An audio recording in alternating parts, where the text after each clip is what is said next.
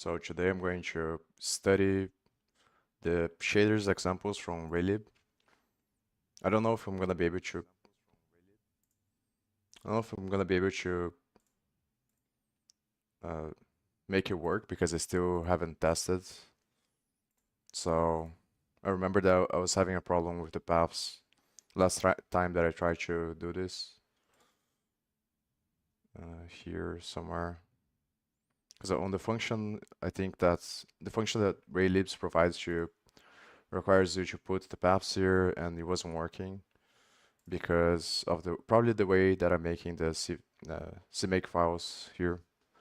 So, but what I'm gonna do is just open another project and then just try to get the code because I remember that uh, I just remember that I just realized that Raylib has a bunch of examples that use the shaders, and I think that's probably the best step now to try to understand how it works. I finished the book and I'm thinking about reading the book again that explains the math behind how the visualizations work. But there is a gap between the understanding of the math and how Raylib and OpenGL sets everything up. So basically pretty much is everything is a matrix, and then there's a bunch of calculations that you do to convert the coordinates you get on one matrix to normalize the coordinates, which is pretty much just keeping all the values between predefined numbers, so either 0 and 1 or minus 1 and 1.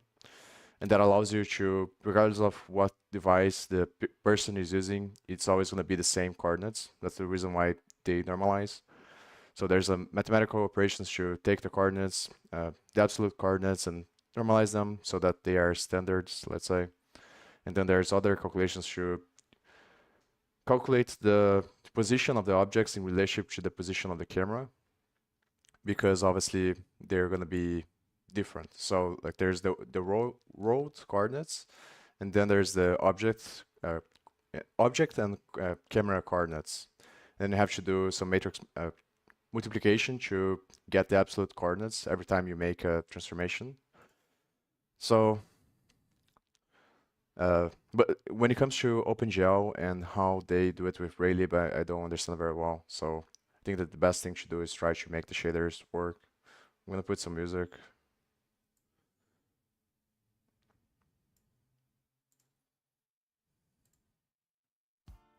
Hopefully it doesn't take the string down. And I have this code here that I got from other libraries, from the libraries that I was using for the front end.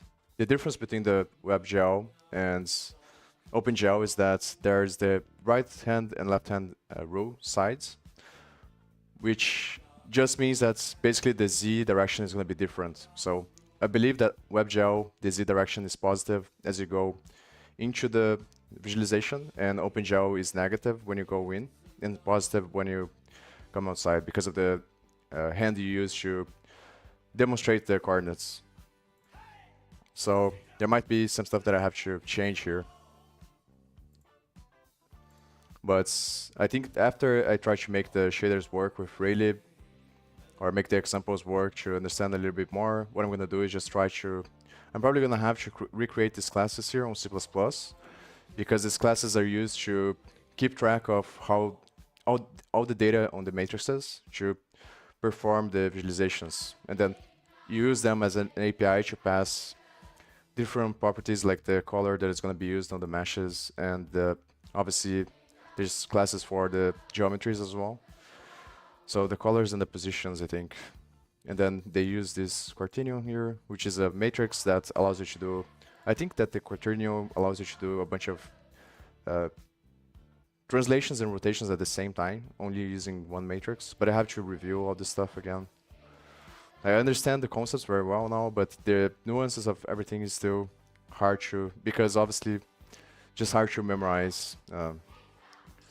There's differences in the way that you use the matrices as well. Some use the rows as the X, Y, and Z directions, but other standards use the columns as X, Y, and Z. So there's differences when it comes to that as well. So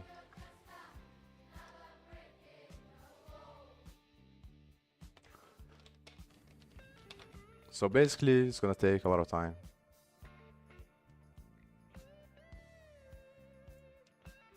So what I'm gonna do is just open this other project here that I created. I probably should use Codium and then close the other one.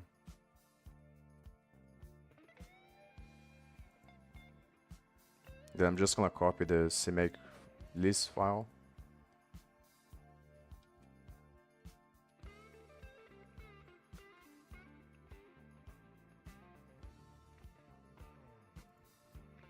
Probably gonna use ChatGPT if it doesn't work. I'm gonna try to copy the example, and then if it doesn't work, then I'll worry about trying to figure out this part here. Because the confusing thing about this is that I'm not really sure. Like you can see on the final build where the shaders are put here, but then I don't know very well how the relative coordinates work when you're passing, because I was getting an error here that you couldn't find the file. So, and here I'm passing obviously the relative path from this file, I think. So I don't understand very well how that works. So maybe the examples fail because of that. I'm just gonna copy the folder from Raylib.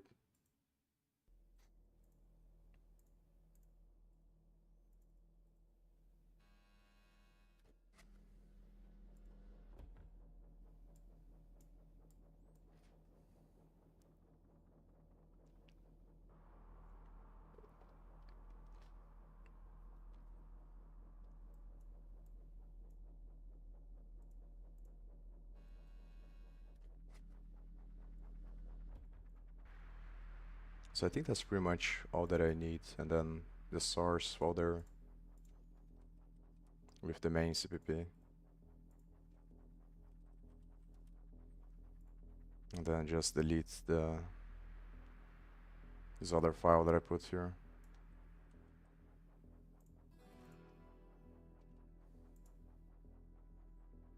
I'm gonna remove this stuff as well.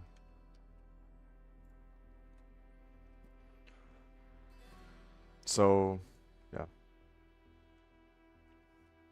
think that's pretty much all that I need. Then is some examples, shaders. So I think what they do is just put the PNG to show what the shader kind of is gonna look like.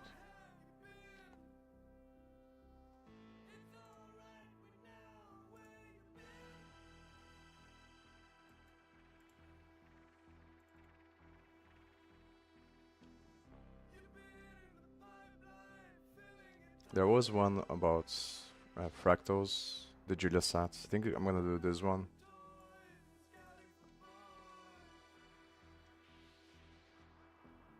Right.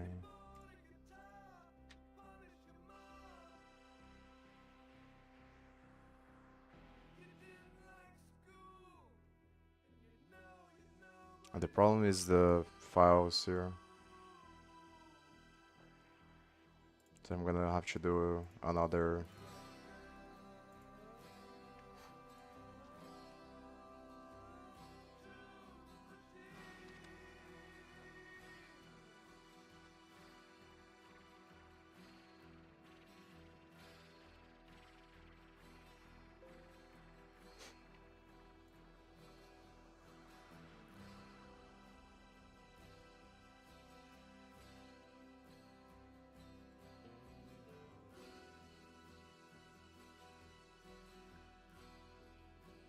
I'm just gonna copy this thing. I'm just gonna copy the folder.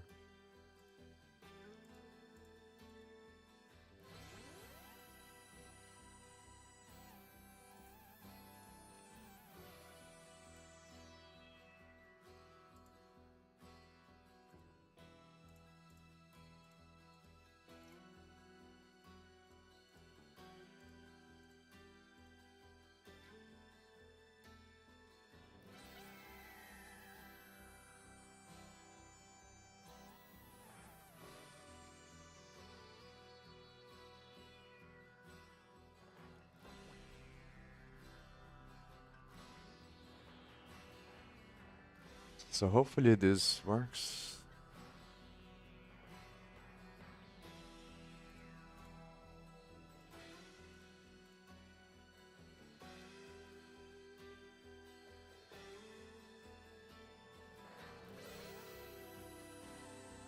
The biggest problem is gonna be this thing here.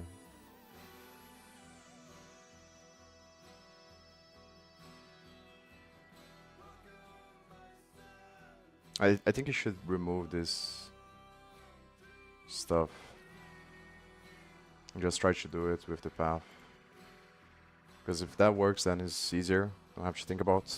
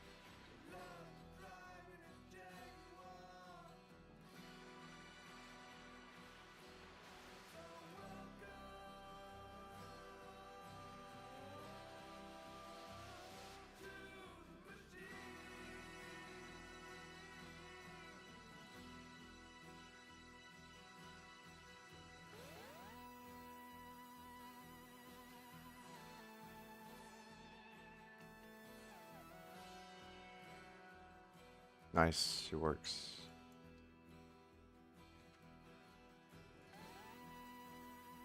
Mouse buttons, choosing.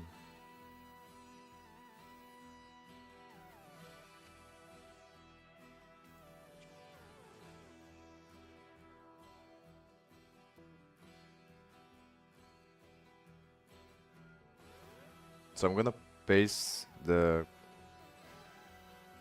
I was thinking about doing like a couple of them, but probably it is better to focus on only one first.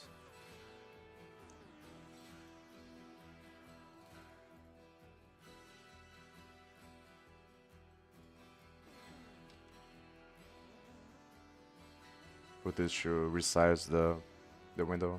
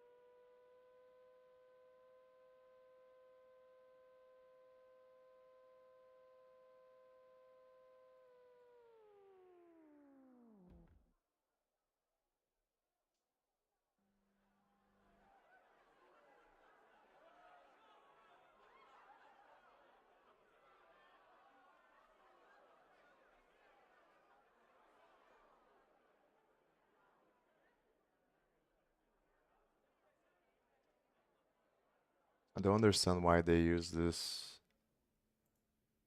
text format here.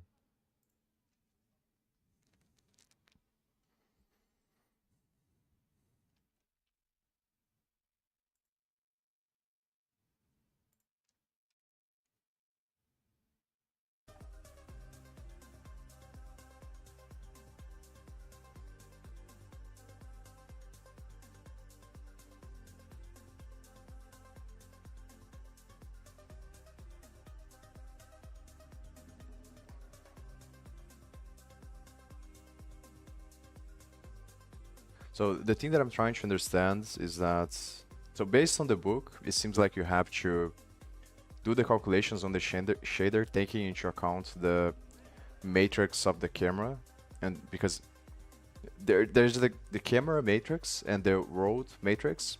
So you can imagine that if you move the camera, it's not the same as moving the road, let's say. So that's the main transformation that they talk about. Every time you move the camera, you have to multiply by the road coordinates to update. So those are the two main matrices, I think. So one thing that I want to understand is how is the world matrix initialized, and how is the camera matrix, what is the relationship between the camera matrix with the world matrix, and then understand what kind of things I need to put on the shaders themselves to uh, understand the relationship between them and what's going to be drawn on the screen. And then I think that's probably the thing that is kind of the most confusing to understand. It's like, because based on the data you put, like the shader works kind of like a template, and then based on the data you pass to the shader is going to change the visualization. So like, I have to clarify how the connection between how all of them are interact with each other.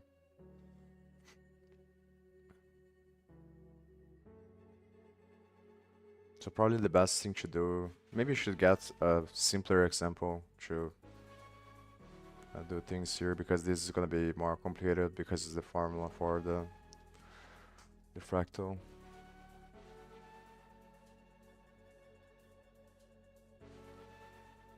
Obviously the other thing I can do is just put other shaders here and see. I think I'm gonna try to get, I'm gonna get another example. I got a simple example.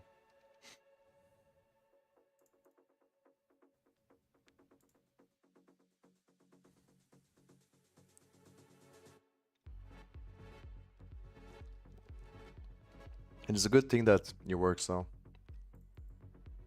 I wasn't sure if the path would work.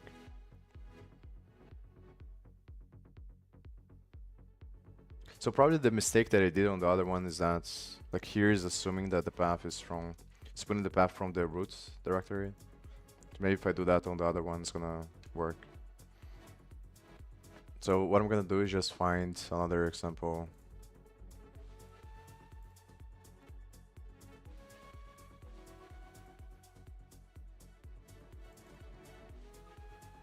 I want one that's gonna be simple to understand, like maybe simple shapes.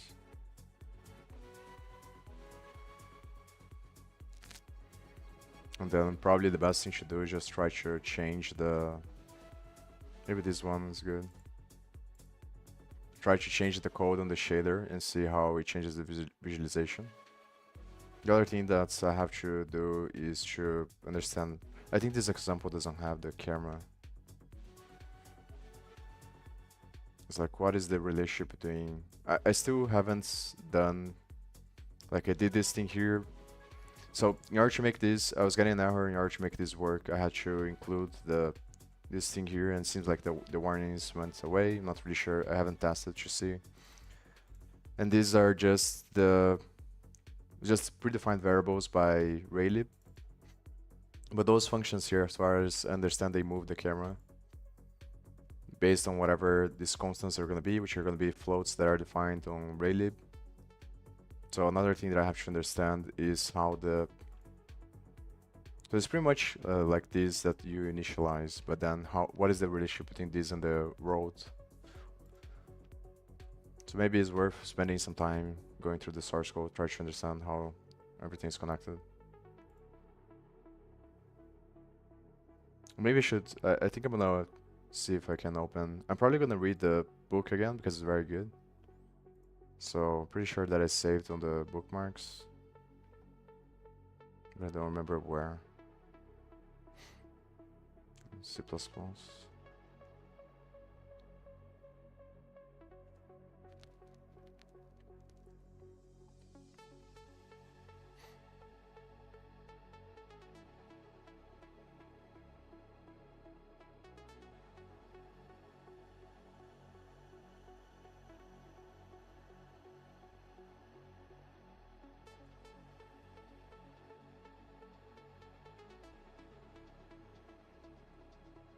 Trying to find the book again.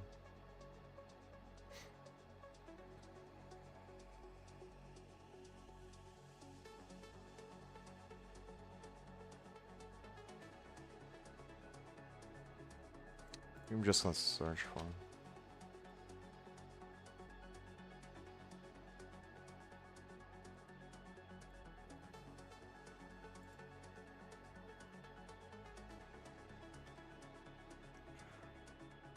I don't think I saved on the. At least I'm not finding here the bookmarks.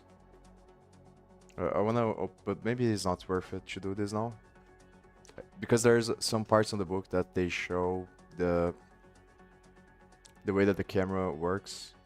The other thing that is complicated is that there's multiple different styles of camera, but I think the most one the one that is used the most for 3D is perspective projection, and they show a pinhole camera, which is just the same concept of which also just realized that it makes a lot of sense later when I was reading this stuff because I studied that on college, or maybe not even on college, on high school I think, of the mirroring effects of light. So they talk about because when light goes into a mirror, it gets reflected, and there's concave and convex mirrors, and the reflection is going to be different. And that's pretty much the same concepts that are being used to draw this stuff. Like you imagine that it's a pinhole and inside of a box, and then you're projecting everything. You're doing like simulations of how the light would create the image inside of the once it passes through the hole. So, and then all the calculations are based on that. So what you're doing is, and then there's a bunch of more complicated stuff that is related to the ray tracing and things like that. But what you're doing pretty much is just calculate the position of two different points, and then you subtract them to get the vector, and then you do some functions to see, based on the position of each object on the simulation, if the light intersects with that object or not. Then based on that you calculate the light pretty much. There's a lot of nuances.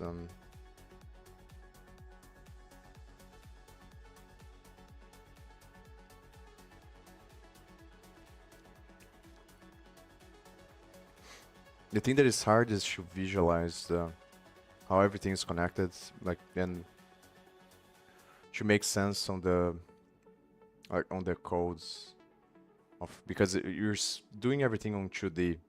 So it's the thing also, the one of the key things that they explain is that in order to get the illusion of the 3D, all you have to do is just divide by the z direction. So any coordinates that you're gonna have, you just divide by the z, and then you get the values of the vector or the matrix that is the position of the object.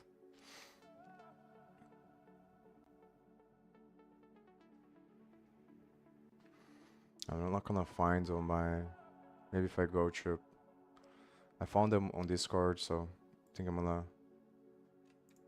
open Discord, try to find it.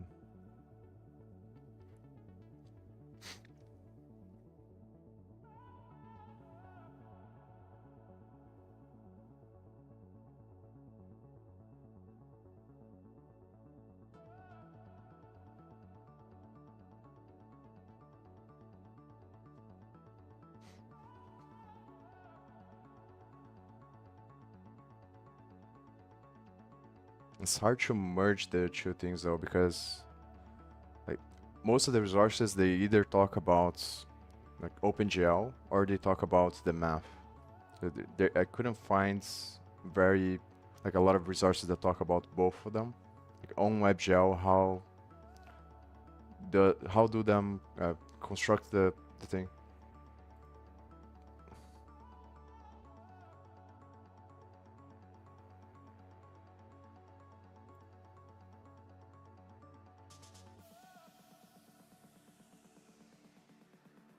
I think it's on this Discord, together C and C++.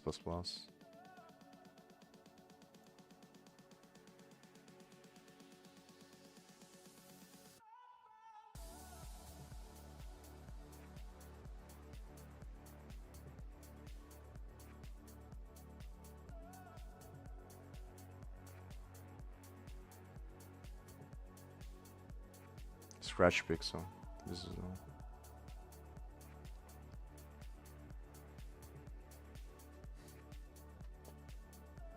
so now I need to remember which one.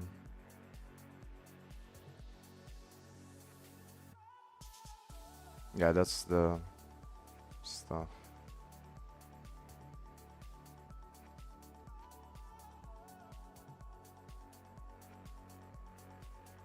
Also have the codes that they share here.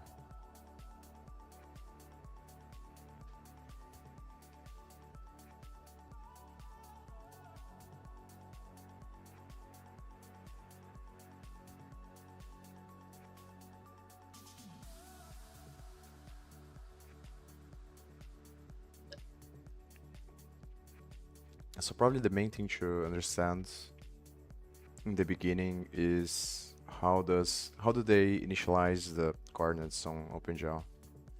The very beginning. Maybe it's on the that's the thing that I wanna understand. And this is the problem. Where does this thing come from?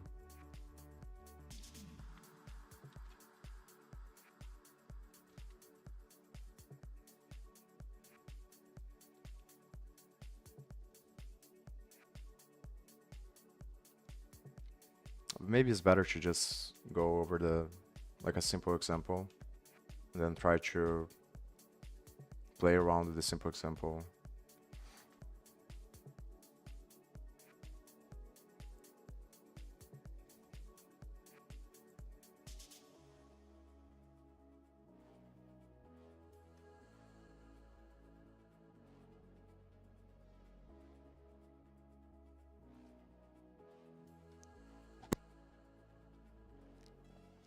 Yeah, I think a better idea is just to get a simple example.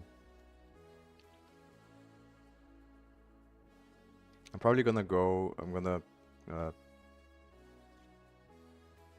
do them like side by sides, try to do this stuff and then go back to the book to remember how everything works. Maybe this one is good. I think I'm gonna do this one, seems simple.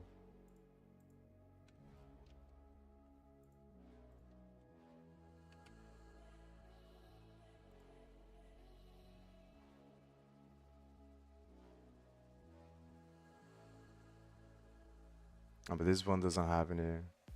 I think these ones are not using shaders, just using the functions.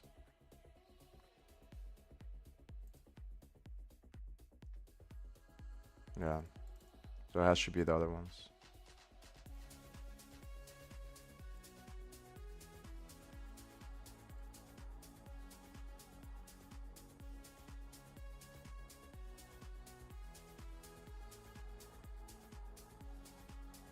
Let's try this one.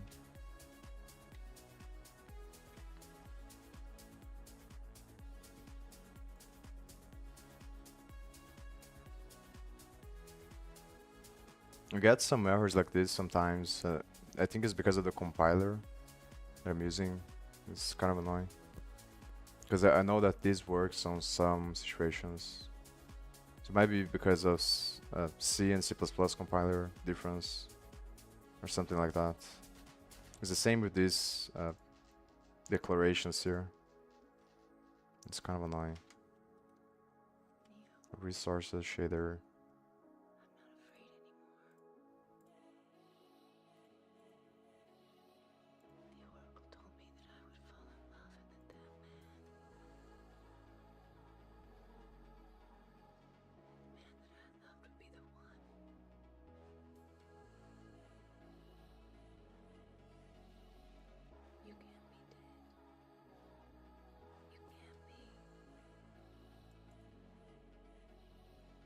This seems very simple. Yeah, so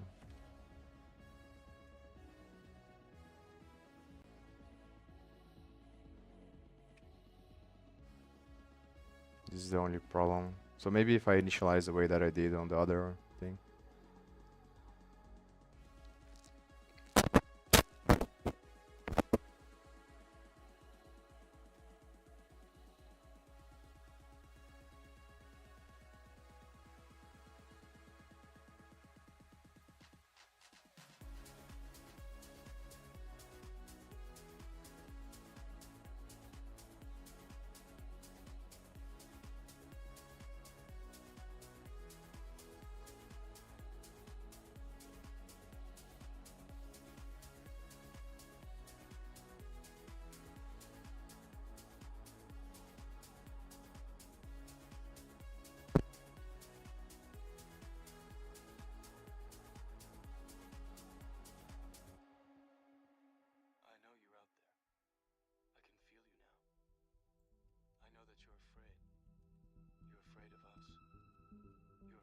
change.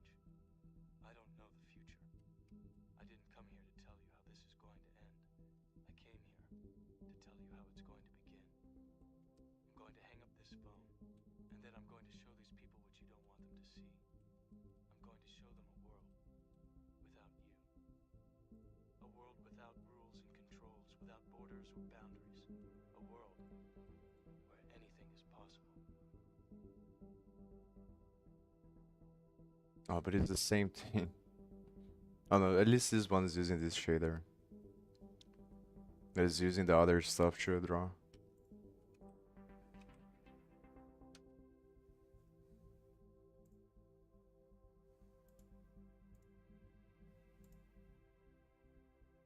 This is the problem, is that it's just gonna be the fragment shader. So I should look into one that has the VS, which is gonna be the vertex. I'm gonna need both for what I'm trying to do. So it doesn't make sense.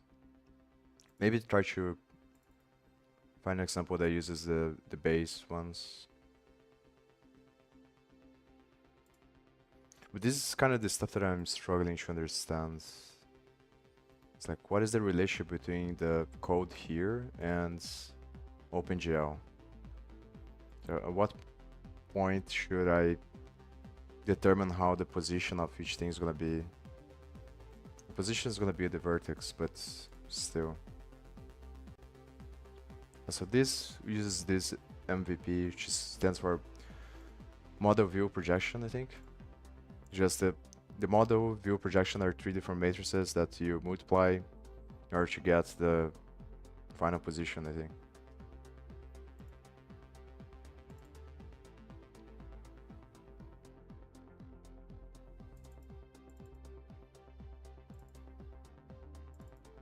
And these are standard variables that the gel position is going to be the position of the shader, or yeah. Not sure if the vertex one is called shader.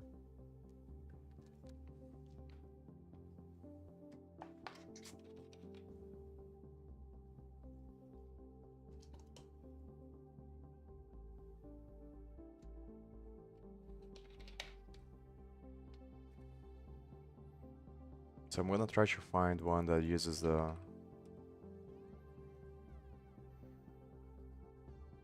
base ones, or at least one that uses some vertex shader.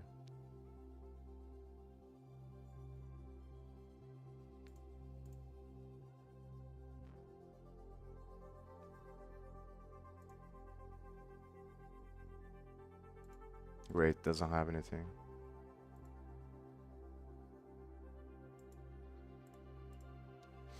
It's not working for some reason.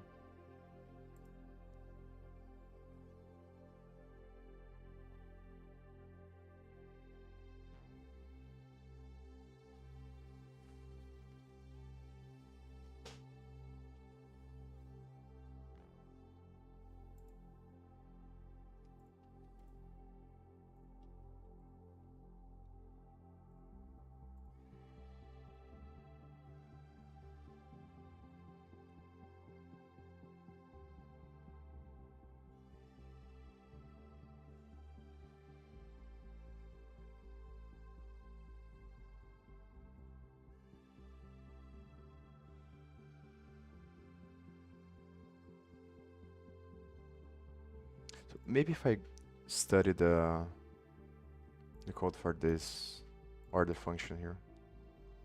So I think the main thing that I want to understand is how is the bridge between the shader and what you pass through the shader.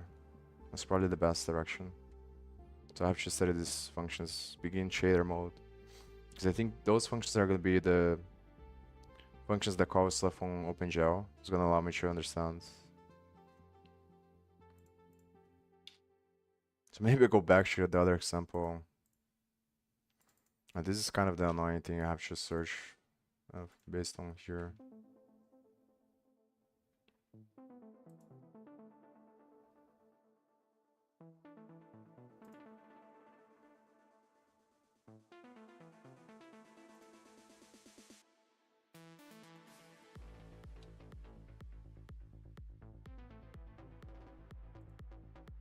I think I'm gonna write down all these functions and I'm just gonna study the source code.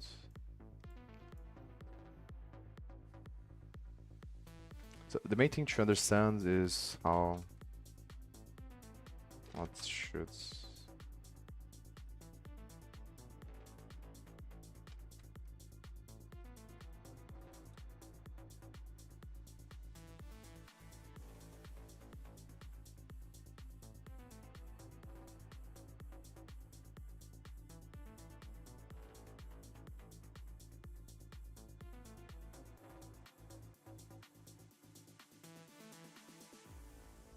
So the way that I think that it works is that, like I said before, the code on the shader is gonna have it's gonna work like a template. So you should specify some vectors or matrices on the shader itself.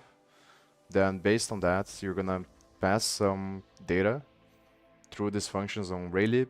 Then the functions on Raylib are gonna communicate with the functions, are gonna call functions from OpenGL. Then OpenGL, based on the data, is gonna use the shader to draw whatever you want to draw.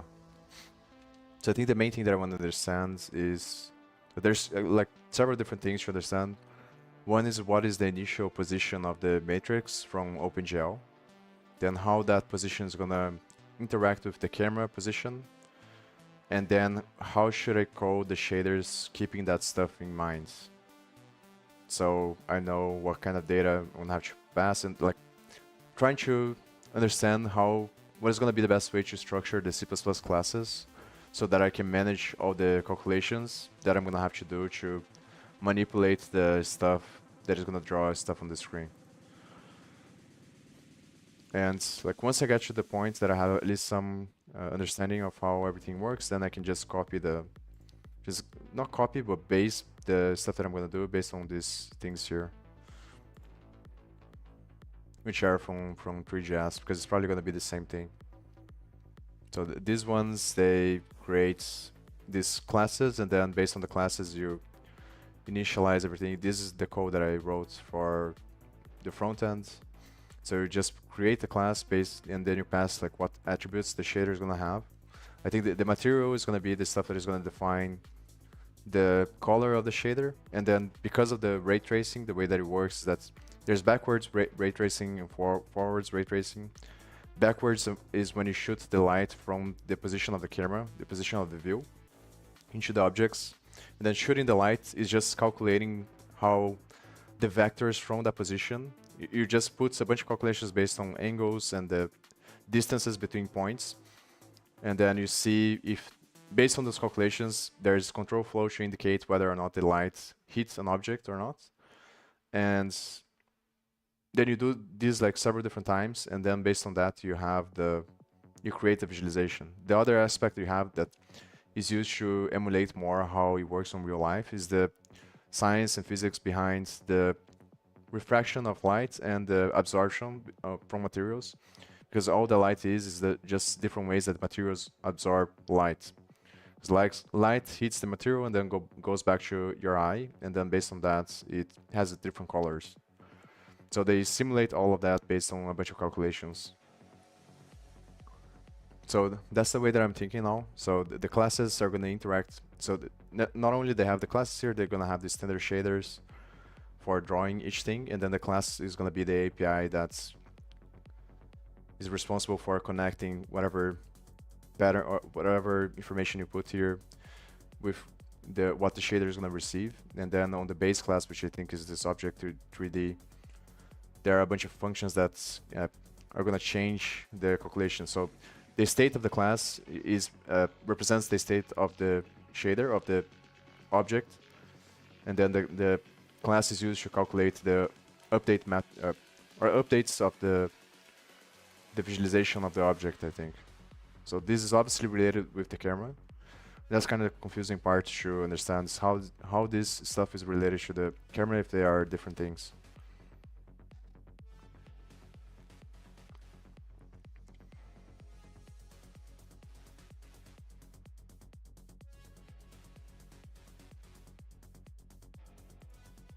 I gotta remember what quaternion is. I think a quaternion is just a 4D matrix that is gonna have x and y, z directions. and then it's gonna allow you to, based on the multiplications you do, it's gonna change everything. Because in order to rotate, you are usually gonna, no, you are going to multiply by cosine and sine, because that's all that is doing. What all that is happening is just the angles for rotation, and then translation, you're just gonna multiply based on numbers, obviously, which is gonna change the values of x, y, z. So it's just matrix multiplication. And then scaling, the same thing. You just multiply by the diagonal. So the quaternion, I think, is something that allows you to do everything at the same time.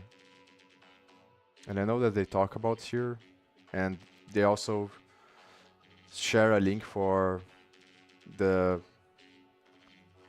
some 3 blue, 1 brown videos that's also explain how it works. But I don't remember exactly where it is.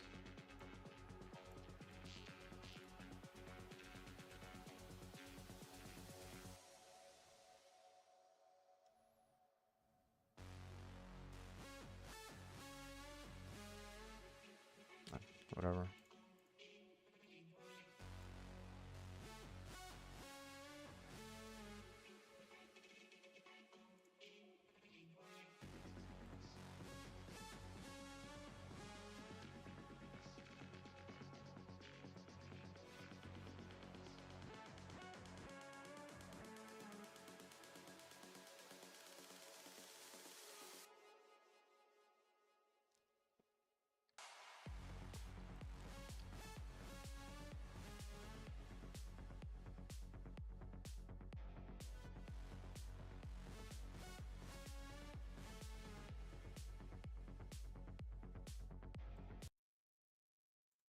It's probably this one.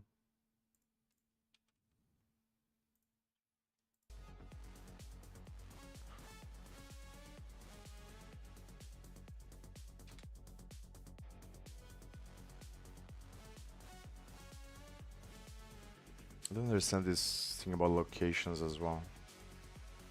When I ask ChatGPT.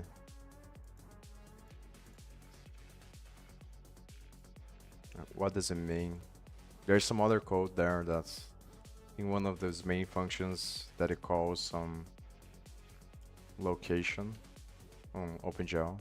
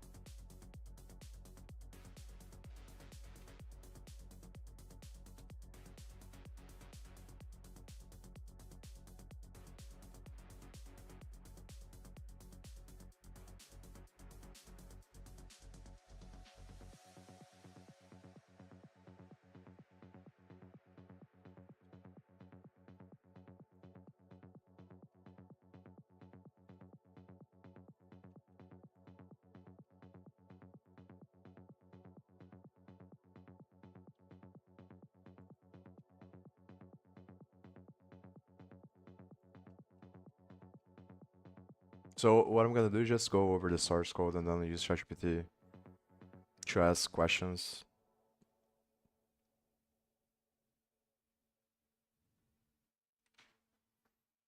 I'm not that interested on texture and pictures. I'm just gonna leave that for later.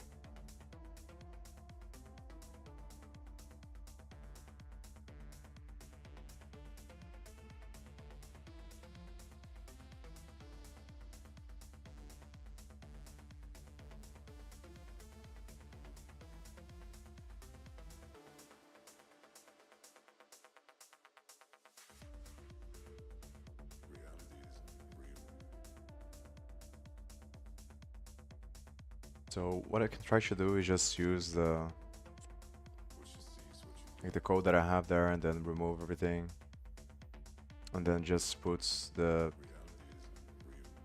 these base shaders instead and then try to change them.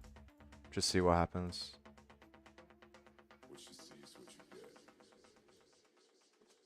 So let me think about.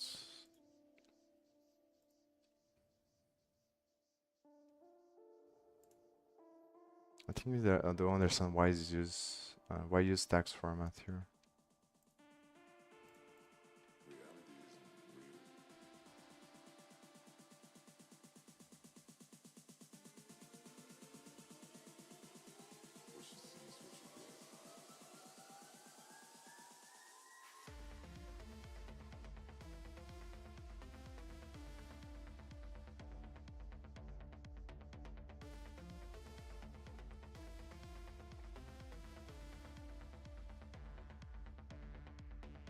I think it's just creating a buffer to translate this string into bytes to send to the function.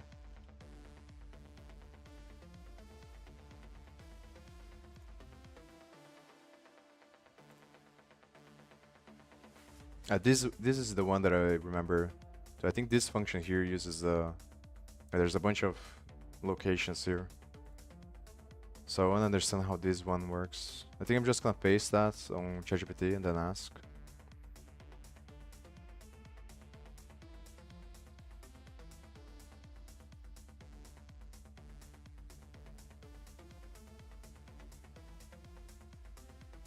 So let me think.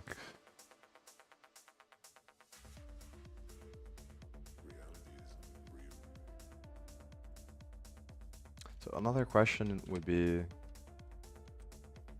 what if I want to use multiple shaders?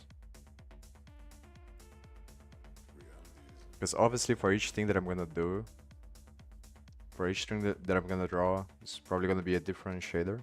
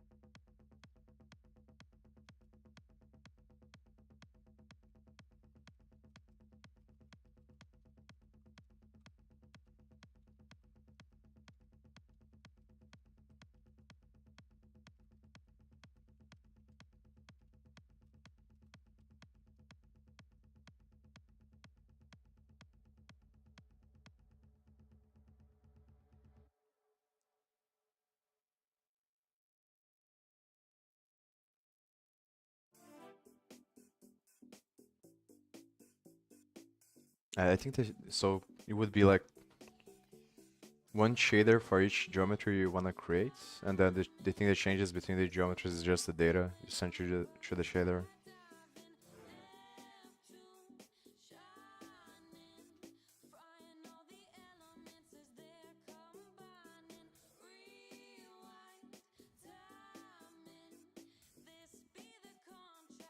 I'll try to score like this instead.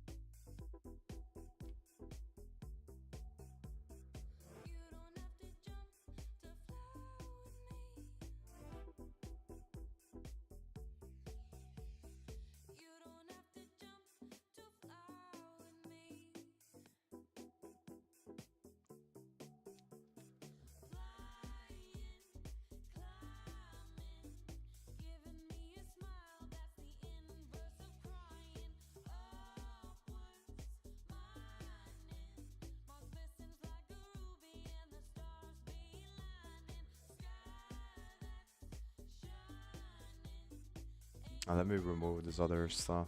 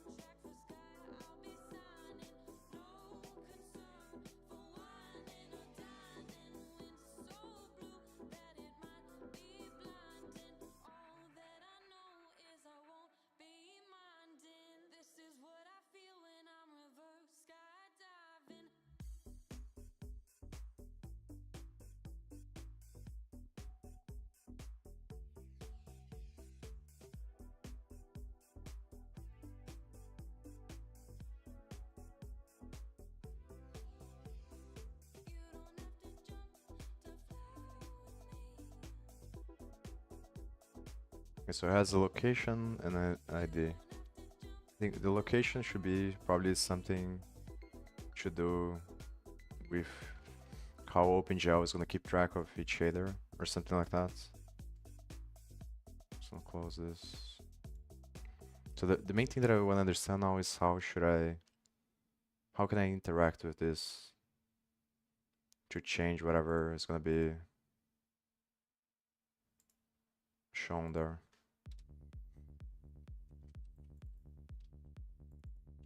It's probably gonna be on this one as well.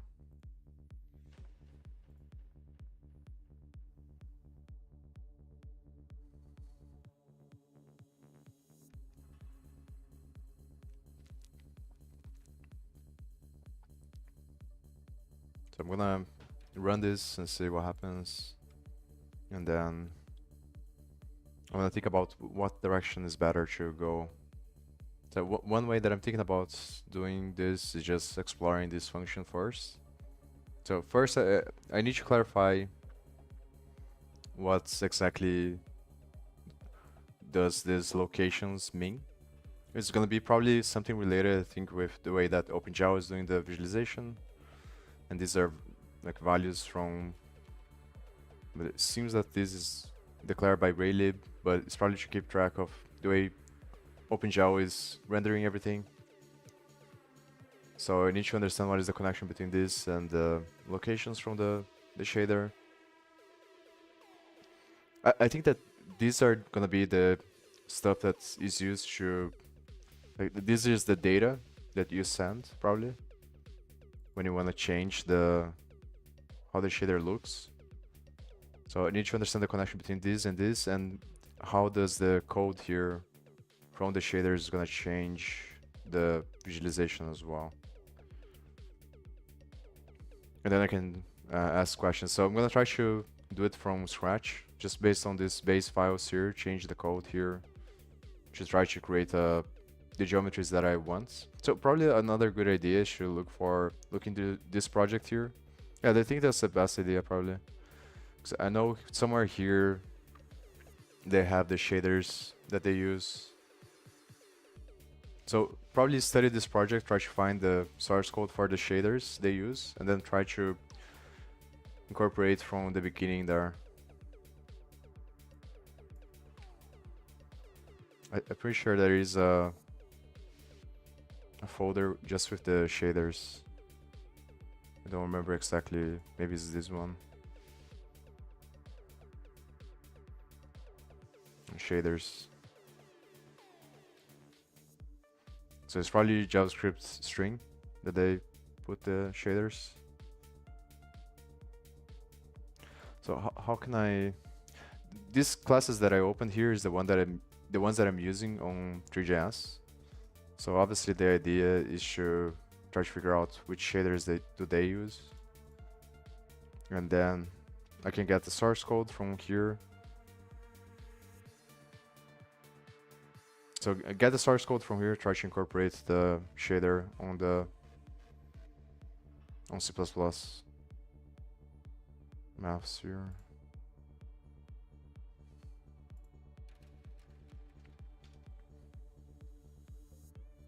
And the problem is that I'm not really sure because I don't understand very well how do they use the shaders. At what point do they the connection between this code and the shaders?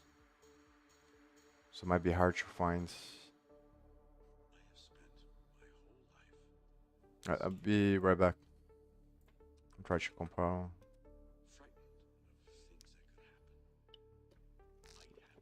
Be right back.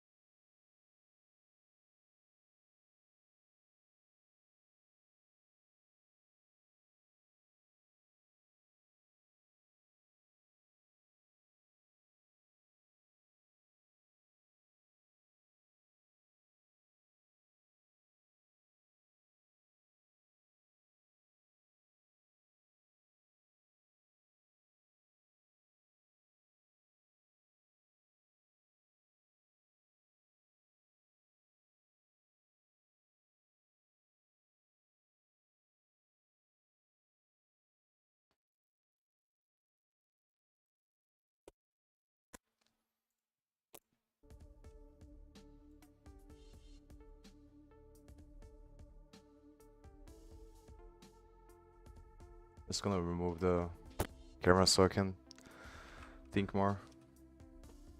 I'm kinda my head's kinda like there's a lot of stuff going on, so kind of confused. There's so many directions to go and so much thing to think about.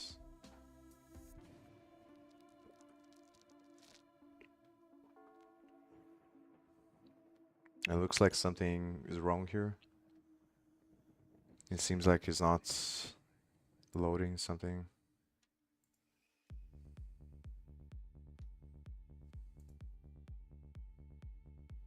Yeah.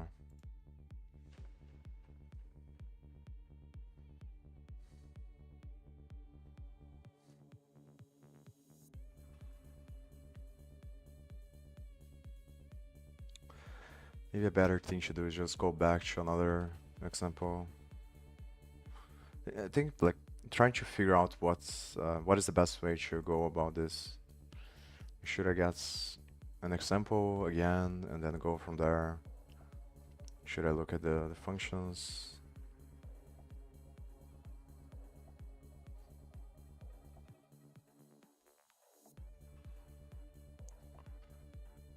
Not really sure if any of them uses the base one though. This one doesn't.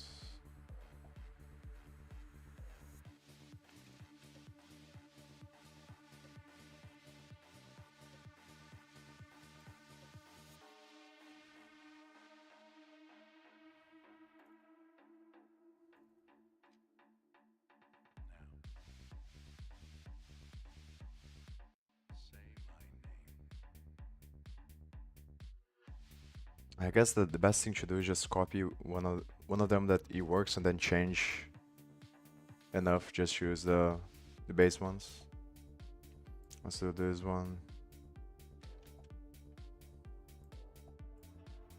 Just gonna try a bunch of them.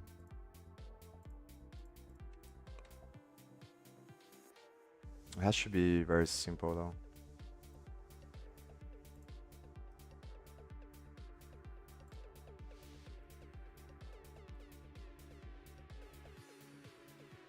Maybe it wasn't working because I didn't use this text format here.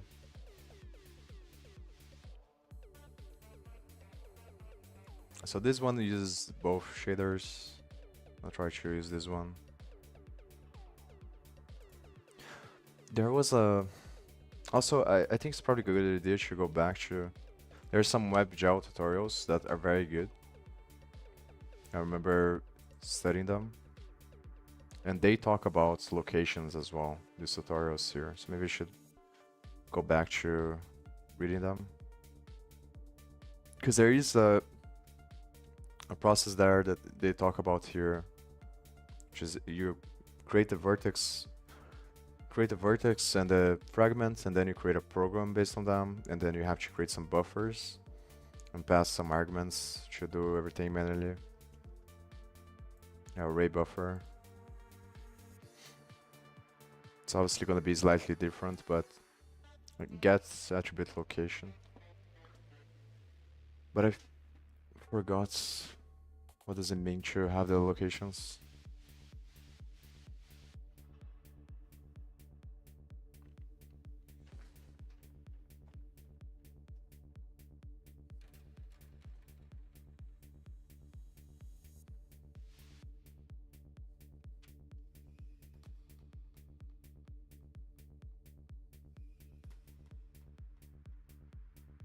So let me run like this and see if it works. First. If it works, then I'm just gonna remove the stuff that I don't care about. I'm just gonna try to change the shaders so that it uses the base ones.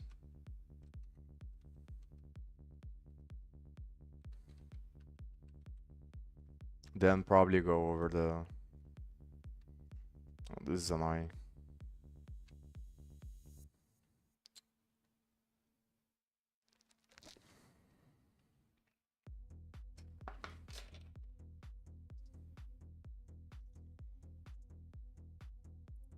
I'm just gonna delete this.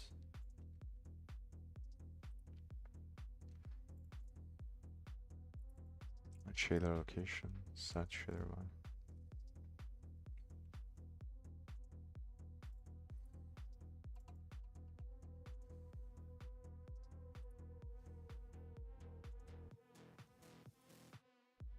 So I think that this get location and set value in these functions is just to get the variables that are actually coded here that are gonna determine what happens. So you call these functions with other variables. So this one, for example, you pass the shader and then you get the fog density variable from that shader. And then here is changing the value of this variable with this one. Assume that's what's happening. Resources, shaders.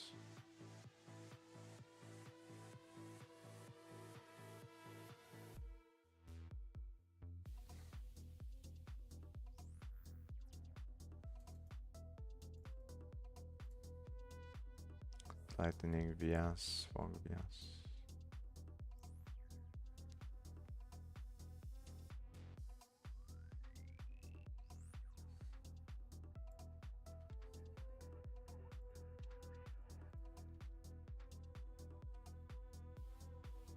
So is this one. I think that's what's happening, is getting the value of this. And then it's changing.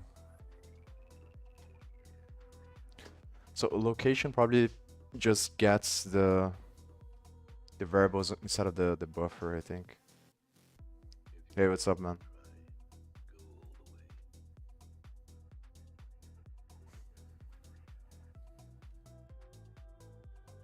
I'm gonna try to make this work with the minimum amounts of work possible.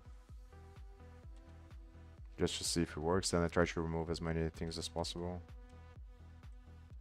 So I can start from the scratch.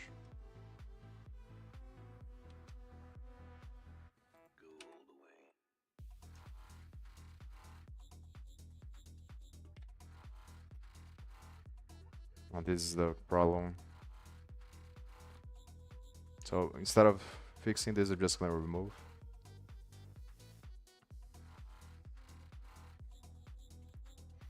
So like this is annoying because then I have to look into the CMake tasks, CMake list file, then try to understand. And this was the concern that I have with this other one. It's like, which is kind of an annoying thing, is like Raylib, because of the way that CMake works and everything, you only have access to the functions that they make available through the API, which is going to be the main header file here. So if you want to use all these other functions here to have more control over what's going to happen in the camera, you have to include this other header. But then it becomes like kind of it could be like here I think it worked, but it can become an issue because then it's going to depend on the way that CMake works and the way that I'm adding the Raylib is using add subdirectory. And I don't understand very well how this works under the hood, how it creates all the headers. So I don't know what do I have access here. That's the problem.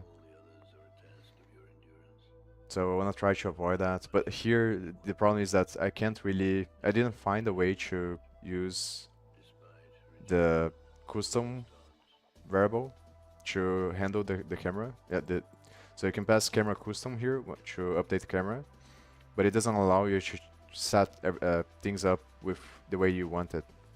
And what I want to do here is just to have more control over the panning and zoom. So I'm gonna just try to delete this and then try to delete whatever. I'm just gonna delete all these models, honestly. To delete everything. The problem is that I'm not really sure if it's gonna work if I delete. But I don't wanna think. I think as at least as possible now.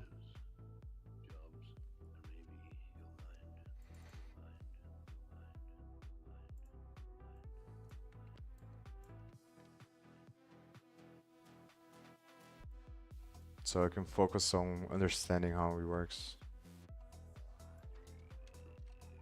Let's see if like this works.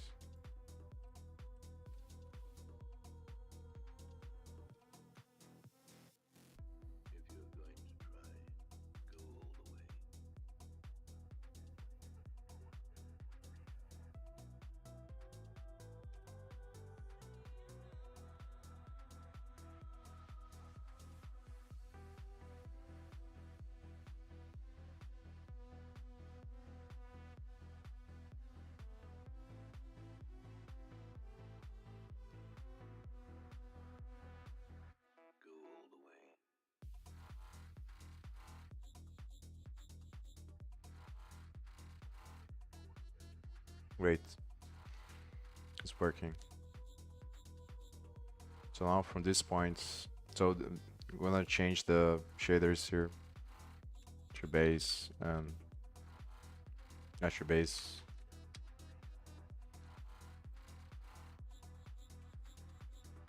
Also, this one wasn't, so it was probably the other one that had the variable.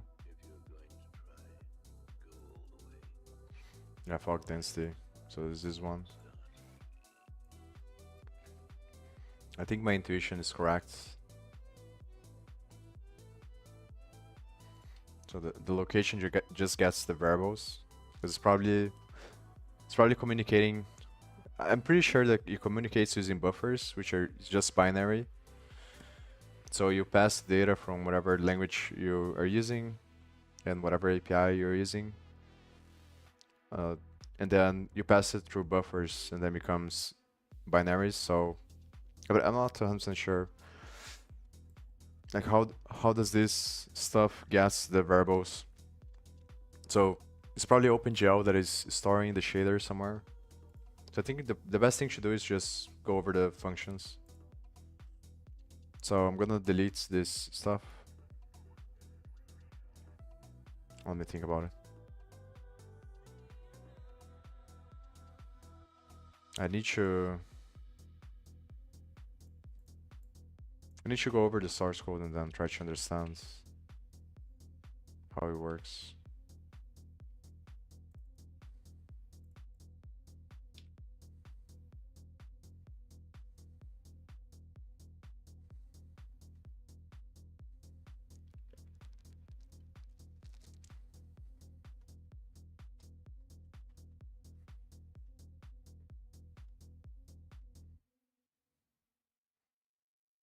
So the question is, how can I draw?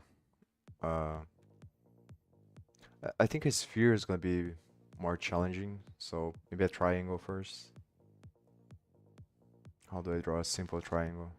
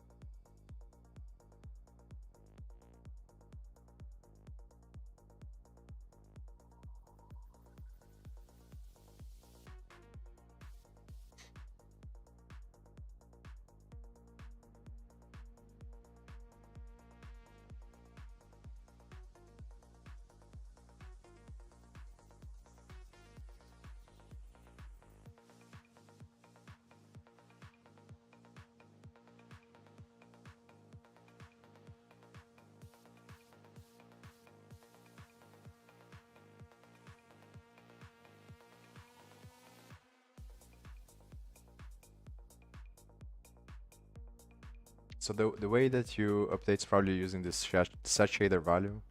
The question I have is, because if you set here all the time, then obviously it's already predefined the position, and that's not what I want. And then if you have to, but maybe that's the way. Like, if I'm gonna use the physics engine, then it should probably be. But I wouldn't want to. Probably the best way is to calculate the positions on the physics first, and then pass to this set shader value the resulting final positions of the network, and then updates each time based on those positions. What I have to go over the source code, I think.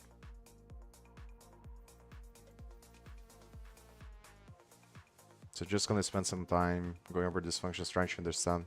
Probably gonna use ChatGPT as well to try to clarify what each thing means, and then try to draw a triangle. So at least okay, so now it's working. So just gonna try to go over this. So this only has the. I should have something to write down notes. Problem is I have so many so many things already.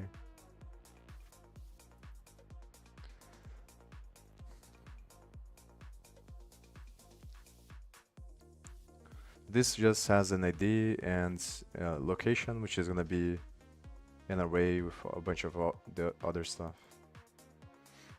So it checks to see if it has the thing or not. Load text file. Terminate string.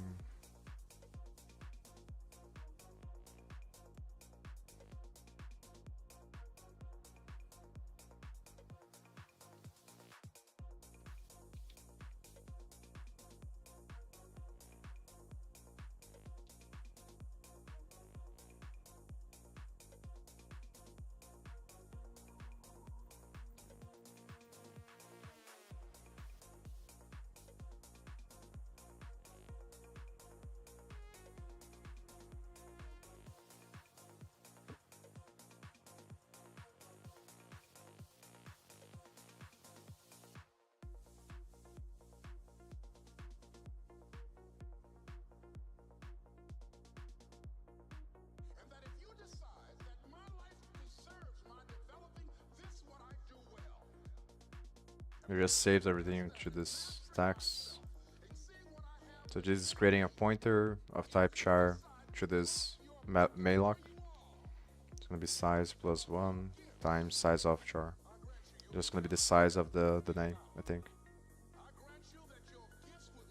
Not gonna dive too deep into this stuff because it doesn't matter for me now.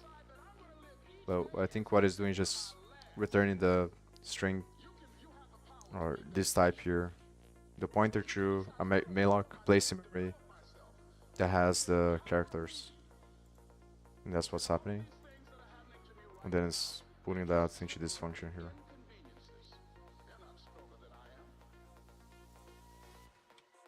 The shader ID is gonna be this.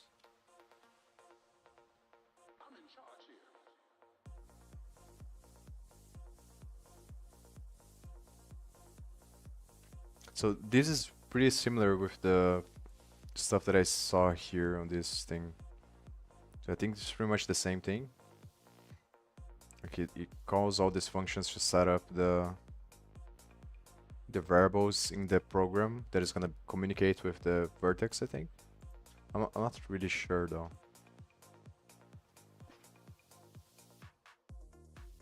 And this is probably variables that Raylib sets for OpenGL.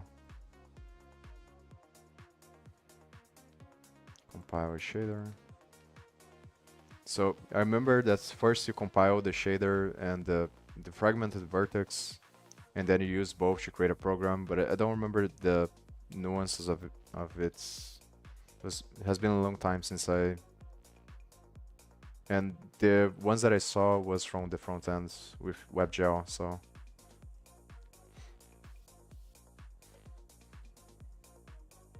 this is what I mean. It's kind of hard to, even though I read a bunch of stuff and studied, it's kind of hard to remember exactly how it works because there's a bunch of these nuances and different variables.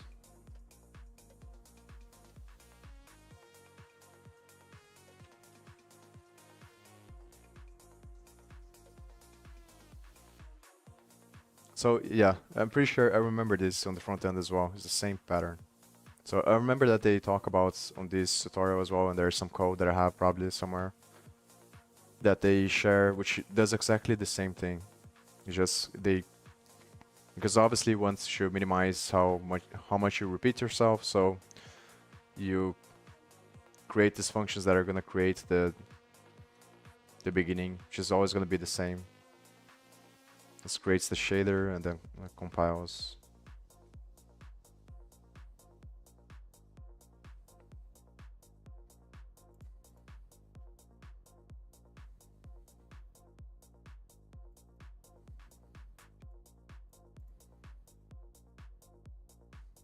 And these are functions from OpenGL, probably.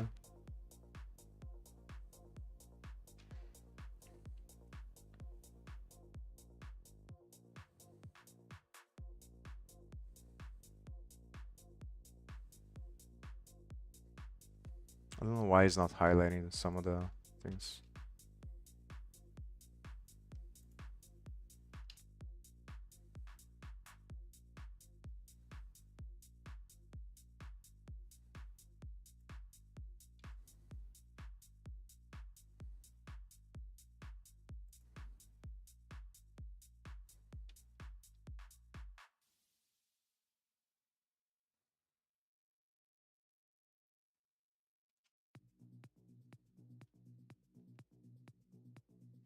And this part I don't understand very well.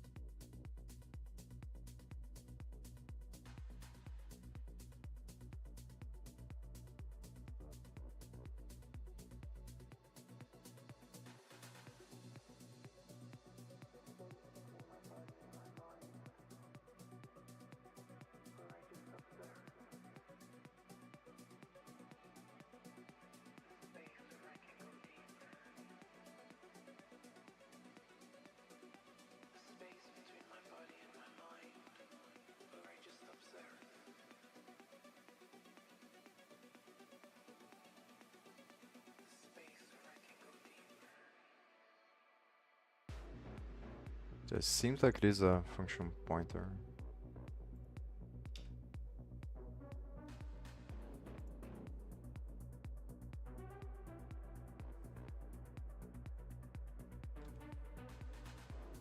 Problem is that I don't understand why is an integer, unsigned integer. I don't get it. Like, this has to be coming from someplace from OpenGL, but I don't understand the headers and how do I find the source code?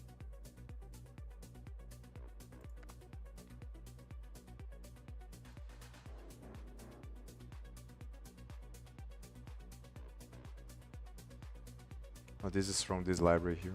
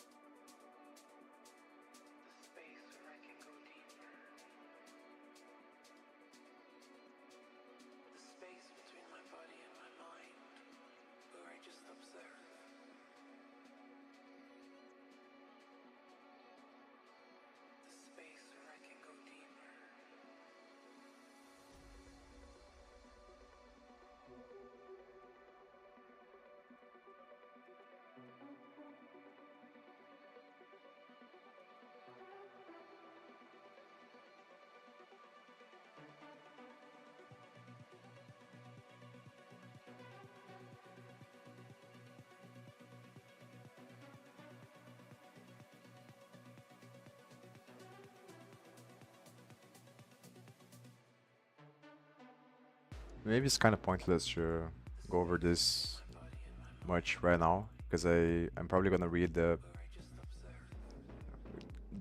WebGL stuff again, and then probably watch videos or try to find information that explains. Because I do understand the concept.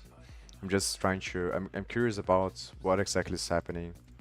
But I think that probably OpenGL is gonna communicate with Windows, I think, or something like that. To but I want to understand this part, the gap between like what is going on, because it's probably communicating with the GPU at some point, I think, but I'm not really sure which of these functions. Like, I don't remember really well how it works based on the last time that I read this stuff. But obviously based on the concepts, it's kind of easy to understand. Just creating and compiling the shader. And then it's gonna use this final version to create a program later. I think that's what's happening. So I think, yeah, it returns the shader, which is just the object that it created here, which is a result of these functions. Just compiling the codes that you send there. So opens the file, puts everything, puts the source code of the file into the malloc that it created on the other function, this one. Then based on this one, it's gonna create the code. So just like converting the whatever code you pass here to create an object that is gonna contain the information to run the shader. That's what's going on. But I don't understand very well on the GPU and how OpenGL is gonna communicate with, because it's kind of confusing here, like the way that is defined on the header and how to find the function.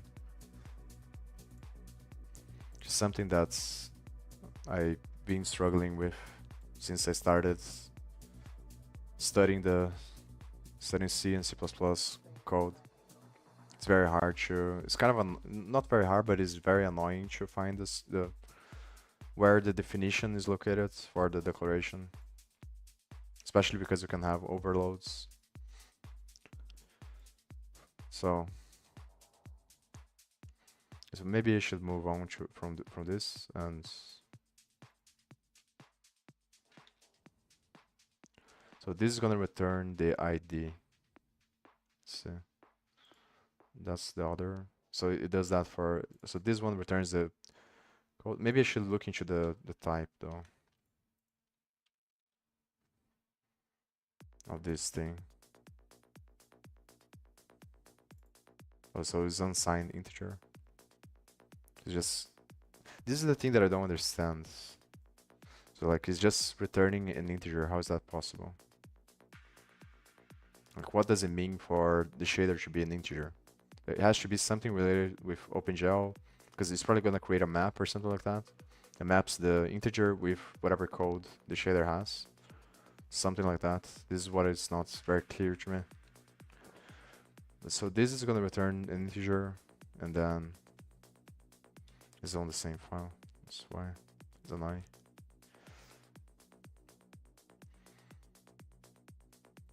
So it's going to be an integer. This one is going to be an integer as well.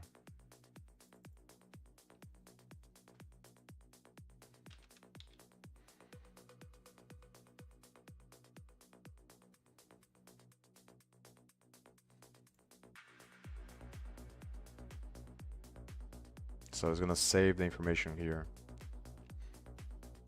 One of this value is gonna be the integer that has the thing. Probably gonna map everything to the based on the integer. Vertex counter. Current matrix model view projection. So this is the struct that contains the information. This is very similar to the 3JS.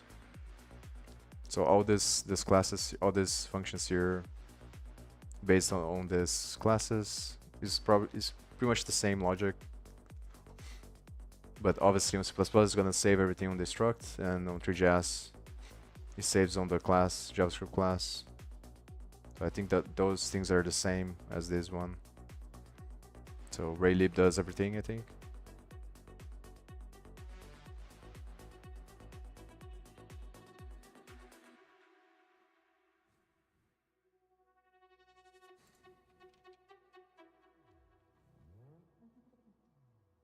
So it saves the default shader ID from that object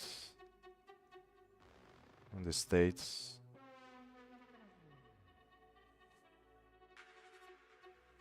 Should be the one that it creates there.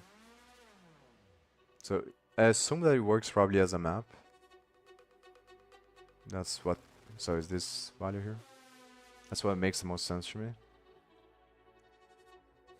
So this one, it creates the shader and then maps the code from the shader with a number, which is going to be the ID here. And then it saves the ID on this state here for both the fragments and the vertex shader. Then this function probably creates a program based on the ID. So it's going to search somewhere for the code, I think. which is gonna be the same thing. So basically, these functions from OpenGL, they map, I think, the integers with the code. So this attribute location is the same thing from the other thing here. It's probably the same logic at these things here.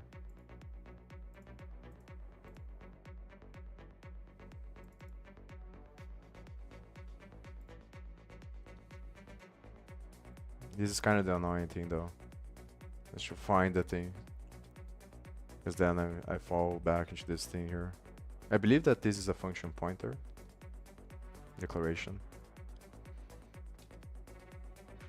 This is just an unsigned integer. So I don't get it. It's probably just gonna be an integer, but I don't understand the connection. So let me...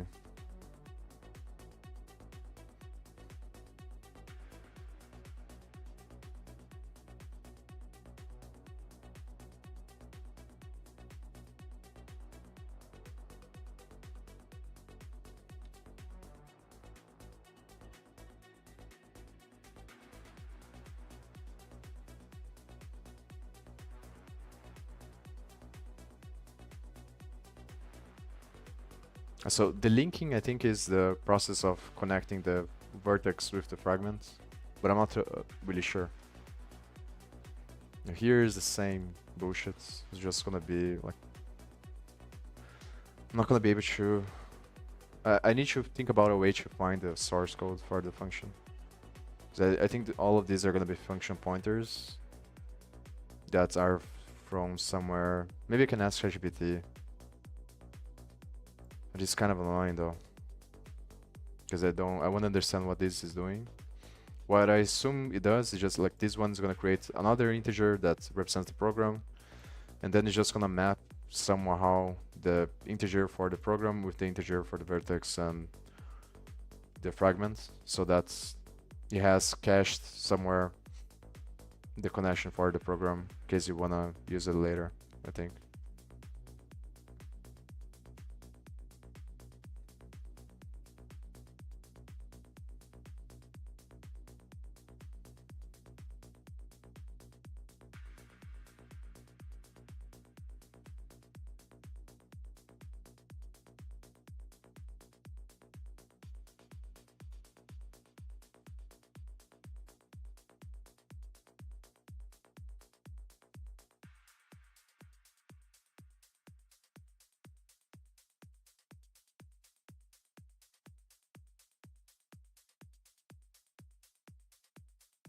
Yeah, so it's probably one of these messages here, this one. Program shader loaded successfully. So ID is the number. I think that the intuition that I have makes sense. I'm just curious about the source code.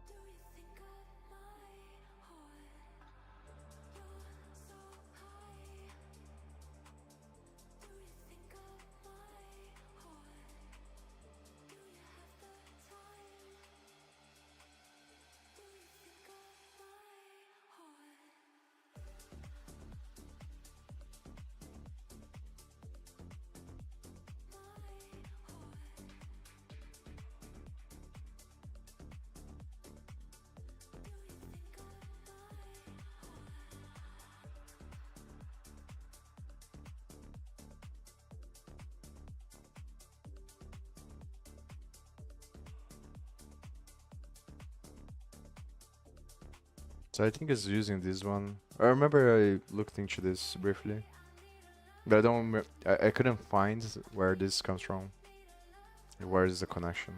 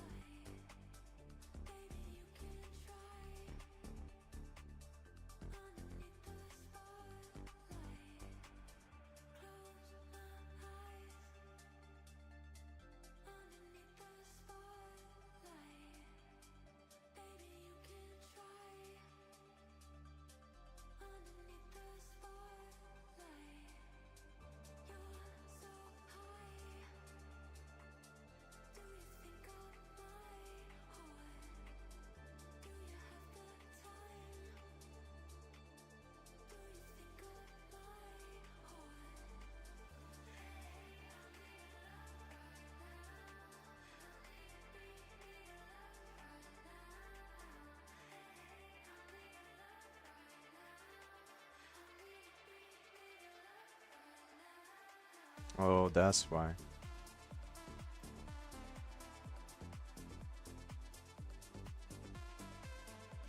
Mm, that makes sense.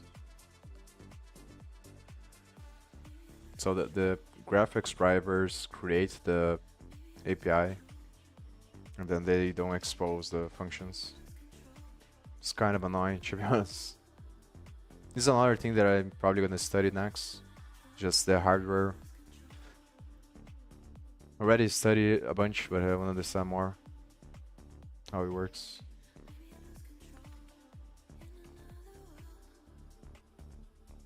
It is kind of annoying though.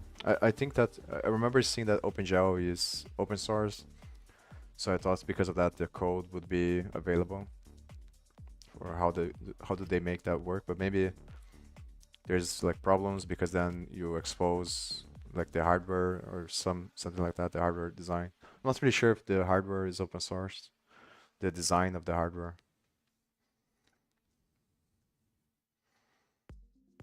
But I do want to understand more how the connection works of how exactly the GPU is drawing the pixels on the monitor, because obviously there's going to be a bunch of complications, I think, based on the pixel ratio of the monitor, what kind of monitor it is, and like all of this other nuances you can have. It's going to be like massively complicated, I think. But obviously I want to understand more how it works.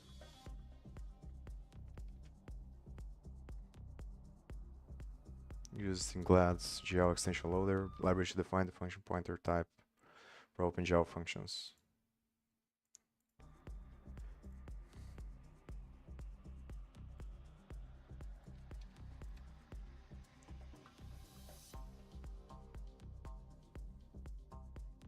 Should define a function pointer type compatible with the OpenGL API, which is generated by GLAD tool based on the OpenGL version.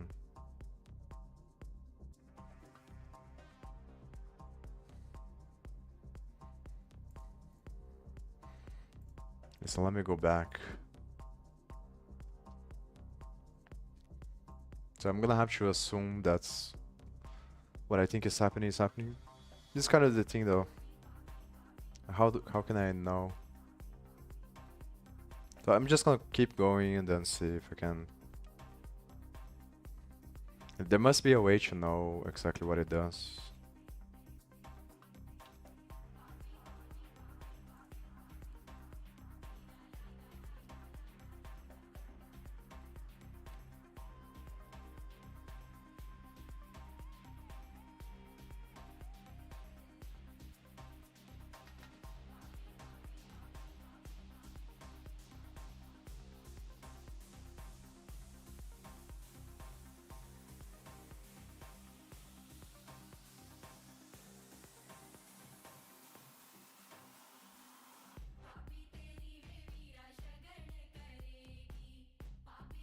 Same shit.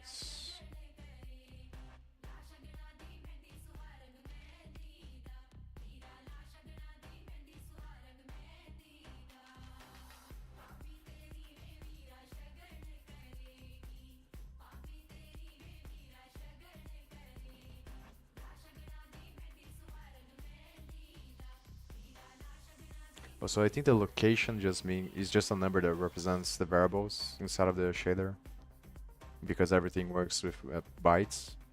So it uses buffers to pass bytes to the GPU to draw stuff, and then the location is gonna be the it's gonna be integers that determine at what position of those bytes each variable is located.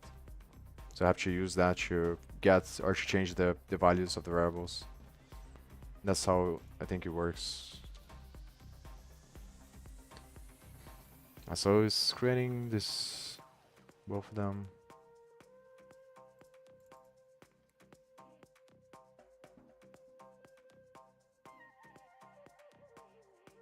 It is kind of annoying though.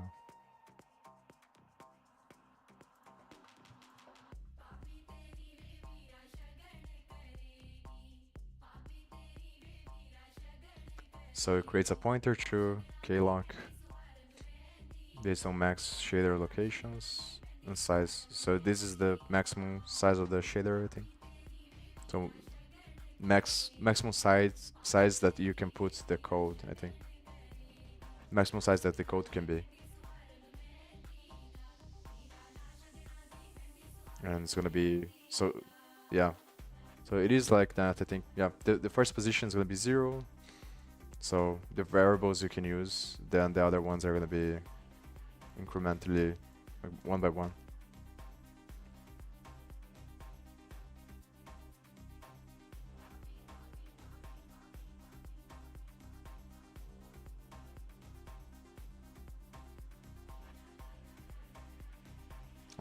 Not sure though. Based on this comment here, it means that each variable is always one number. I'm not really sure how does work. So I assume that these are standard variables that you're always gonna have on shaders. So each one becomes these specific numbers.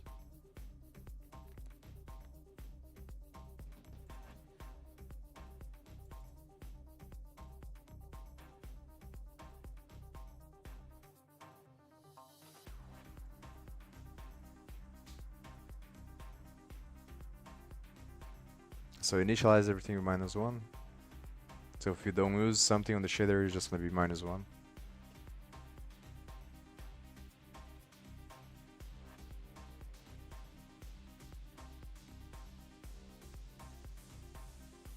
So attribute name is the name of the variable, I think, if I remember correctly.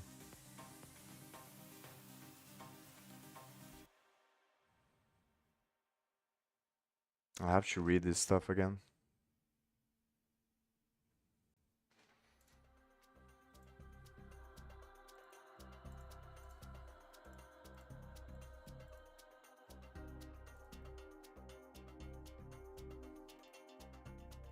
So it's just creating a map, which is gonna be the index of this array here.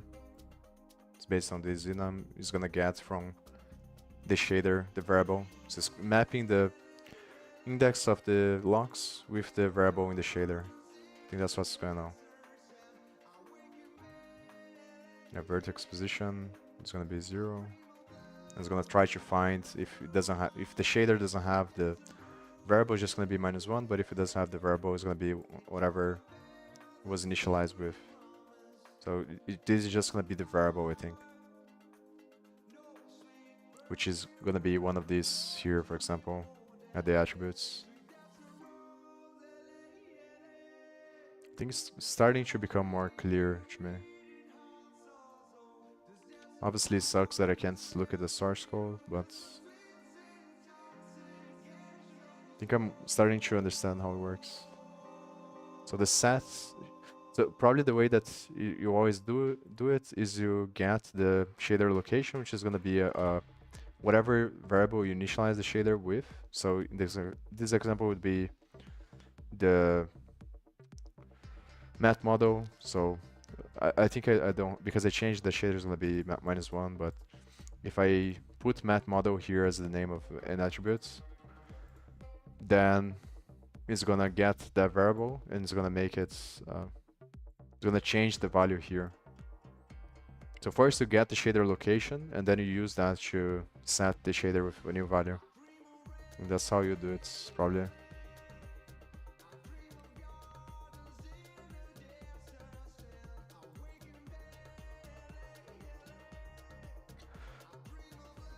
So the question obviously is which ones should you use? So I think now is more like what I should do is probably get all the names, because this is the stuff that is kind of confusing to me still. Because it is like you have to remember a bunch of different variable names and what each one's gonna do, but I think that's what I have to do now. So just get all the values there, all these values here, and then try to understand one by one what it does. Then once I have that, then I need to understand the model, the world in the beginning, how you initialize everything, and then how each one of these values is gonna change the object in the world position. So I have to look into other examples as well. That's the thing. I think I'm just gonna look at the code for each one, but not copy here. So I need to find an example that has set shader value to see how do they. It's probably just passing. The other example is just passing a float, but I don't understand how that's gonna change. The difficult thing is that obviously it's gonna depend on each example, and it gets more complicated when you have like a bunch of different, like when you create the mesh, which is just gonna be a combination of a bunch of different triangles to create some objects or some geometry. Because then I assume that there's gonna be more things that you have to change each time, and the shader code is gonna be more complicated. Maybe maybe the best now is just to look at the 3GS thing though. I can't. The problem is I kind of want to avoid, because for creating this C++ class is going to be hard as well, because there's going to be other C++ things that I'm going to have to worry about, like the move semantics and names, and I'm going to have to think about the inheritance, other stuff like that, and the destructor, constructor. So I'm gonna like separate as much as possible first. So it's probably better to just try to build something simple here. Probably the best thing to do now is to figure out how I can change the values here to show visualizations there. So just use ChatGPT, get the name of these variables here. I think I'm gonna put them on Excel or spreadsheets here.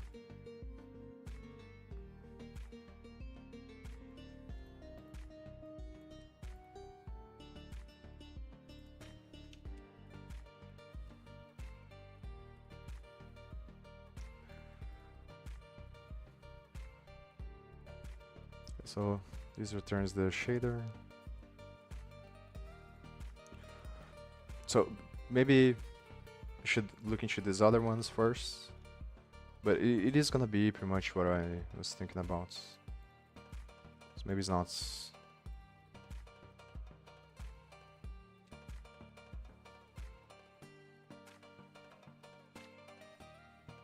It's just gonna pass the ID and the attribute, and then it's gonna get the variable based on the bytes. I think I understand now how it works. So just linking integers with the shader code, and then each variable inside of the shader code is going to be linked to a number in the way that the comment there says. And then these functions are just going to look based on whatever integer you pass here, just gonna locate the code for that shader. And then based on the numbers of the variables, it's just gonna find whatever attribute you pass here. just telling the shader, give me the attribute that is related to this shader. And the attribute is just the variables that you declare here. So this becomes, this returns the variable to. I don't understand why do this though, like why reassign the value here. But I think it's probably because the code from OpenGL is using these locations, or the code from Raylib uses these locations to render the shader. So if you reassign the values, it automatically, or if you assign the values, it automatically is going to change the way that Raylib renders the shaders, because you're just updating the data inside of the shader with whatever value you put. Not really sure though. I need to look into the other examples to see. So the other thing obviously that I have to understand is this function here. The camera is just gonna be the first. We should probably put 0 in all of them. So it's gonna be a struct that contains the data for where the camera is looking at.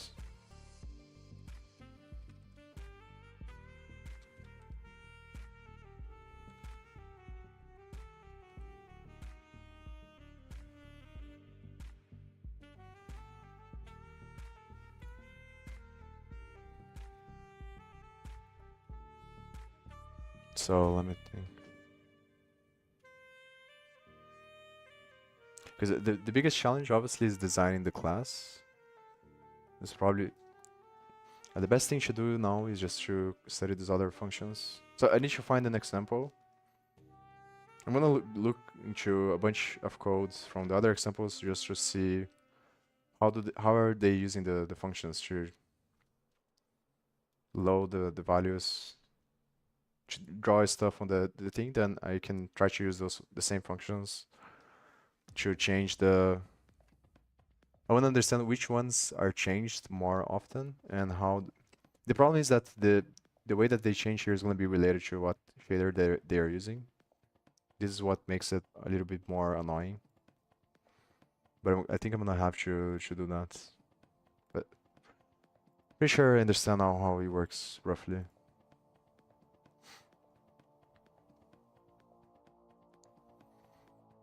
So this one is just gonna find the location. It's gonna be an integer.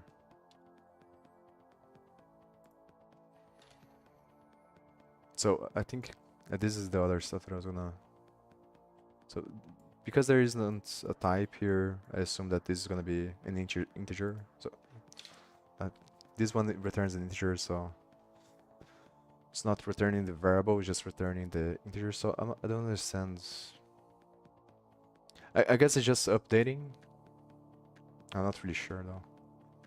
Because based on the initialization, it should be like this shouldn't be -1 because you're supposed to find the variable. But maybe there is this loader one just loads the default values and then you have to manually load the other ones. Whatever variable you put there, you have to manually load so that the program is aware that you have the variable. That's gonna be this one.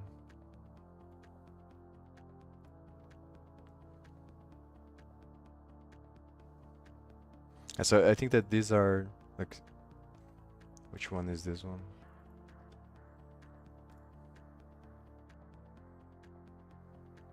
Here. So I think that it loads with the default values that Raylib sets, and if you want to change, to use your own values, then you have to manually specify here. That's what it's doing there.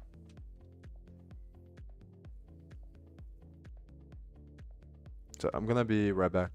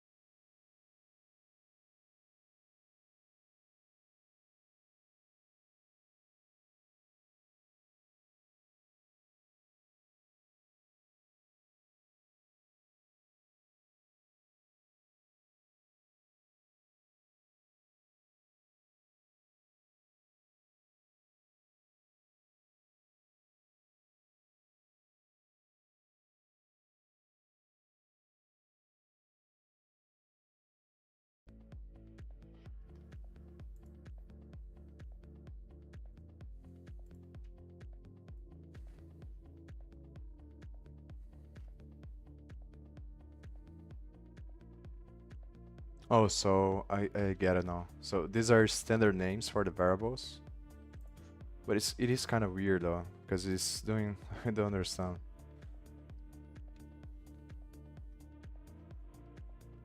So like this is gonna map integers to, but this should return an integer as well.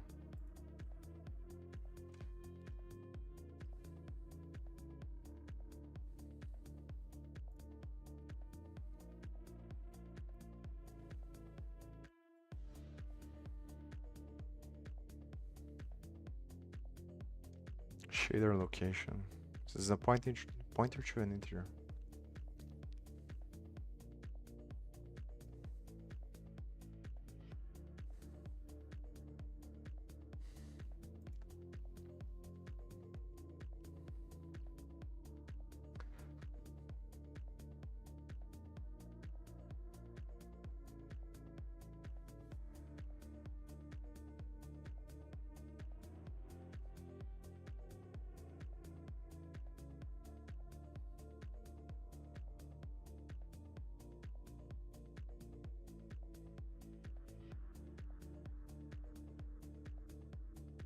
This is kind of confusing.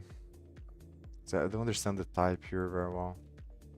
It's saying it's a pointer to an integer, but it's an array of locations. It's pointer to array of integers, but that because also it's not. These are the strings, but this doesn't return a string. It returns an integer probably. So these are strings with standard names. This probably returns an integer. Yeah. Just mapping integers to integers. I don't understand why I do this though. Because it's exactly the same name that it's using. I guess it's just changing which one gets associated with this one.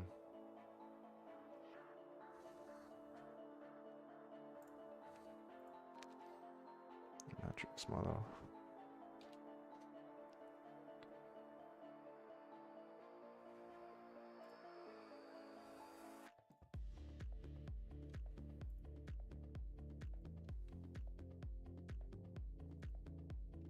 But it's gonna be the same name. That's the thing that is kind of weird. It seems unnecessary to do this. Maybe it is.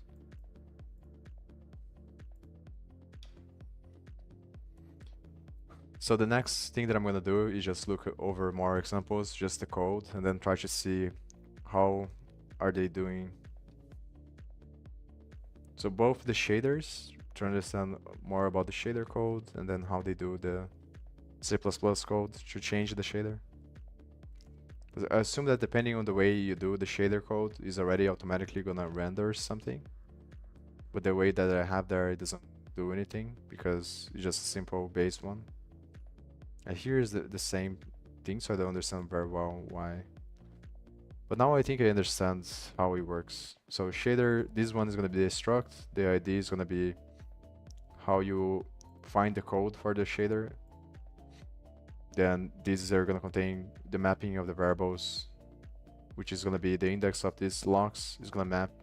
It's gonna be equal to the integer that represents where the variable is located on the shader. So it's basically this stuff here, whatever the name of the variable is gonna be equal to an integer that represents the location that how do you find the variable on the shader, which are these variables here on the shader code. So the reason why you do this is because obviously you want to change the values of the variables sometimes, maybe not all the times, but and then the way you get them is by calling this function. The way you get the integer that represents where the variable is at, and the way that you set them is with the set shader value, I think. So I have to understand these other two. I'm gonna look at the functions now. The other ones. I'm gonna close all the other stuff. So the main thing that I wanna understand is how they are doing the shaders and how they're what functions are they calling, and how does that change the visualization. Then what I can try to do is just change these ones and see if it changes the if I can draw something on the screen.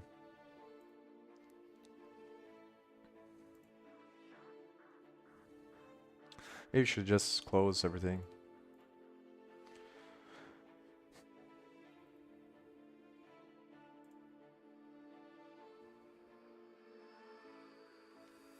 I'm gonna ignore these models. So I think what this does is just, as far as I understand, a mesh is just gonna be a collection of triangles. So the way to think about it is that imagine you have a data with all the positions that the triangles have to be in order for when you connect them, it creates a geometry. So it's just a collection of triangles that is represented with data. That's means that is some geometrical structure. So that's how you create a mesh, and then you use the mesh obviously to draw whatever you want. So the more complex the thing you want to draw becomes, the more likely it is that you're gonna use a mesh, because you don't want to memorize the data points that are gonna construct the complex geometry from triangles every time. So just create a class or something like that that has the data, as far as I understand now. But I wanna focus on the easy stuff first, then I worry about these things. Yeah, here is just a function that is gonna calculate the positions of everything to create the geometrical structure, I think.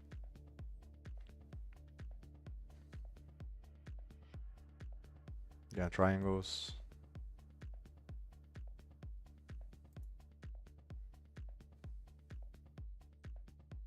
So it's not difficult, it's just annoying to think about, like, because then you have to think about where the data should be on in your heads to structure these loops here.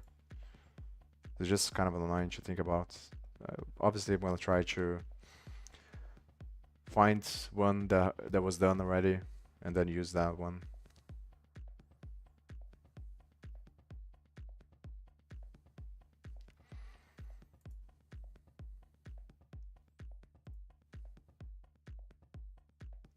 I can use these ones obviously. So I can search on the documentation later from Raylib, see if they have other ones for balls. So using this lightning.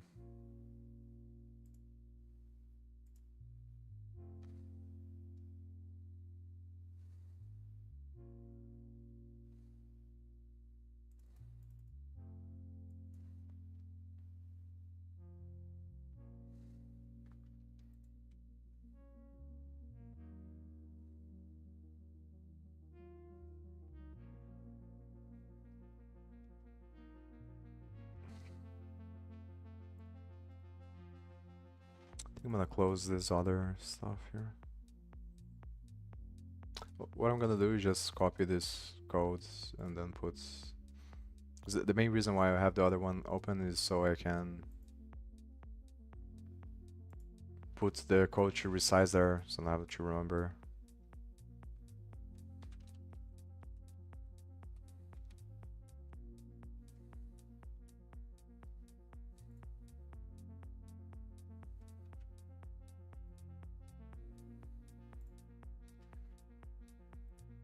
So get shader location. I don't understand why I do this.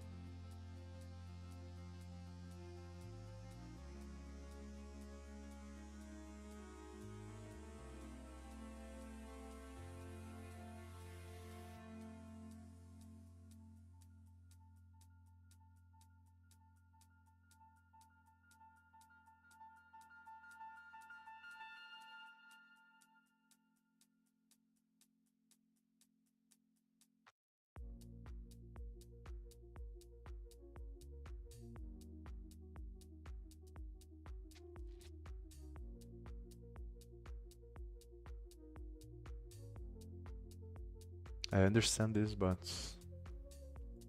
so let's see if he uses somewhere his value. He uses here. So I guess every time you wanna set a variable, you have to redeclare the variable. So get shader location.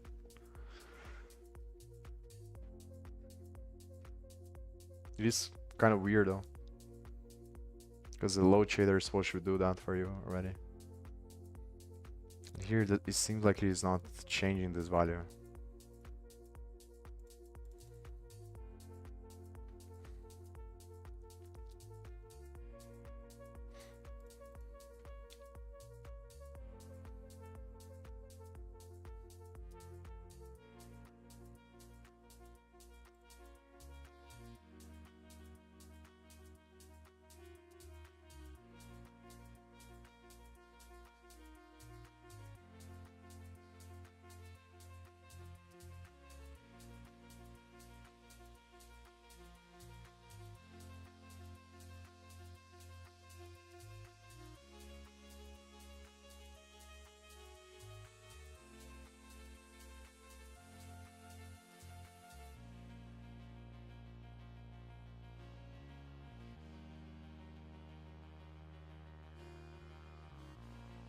This one makes more sense.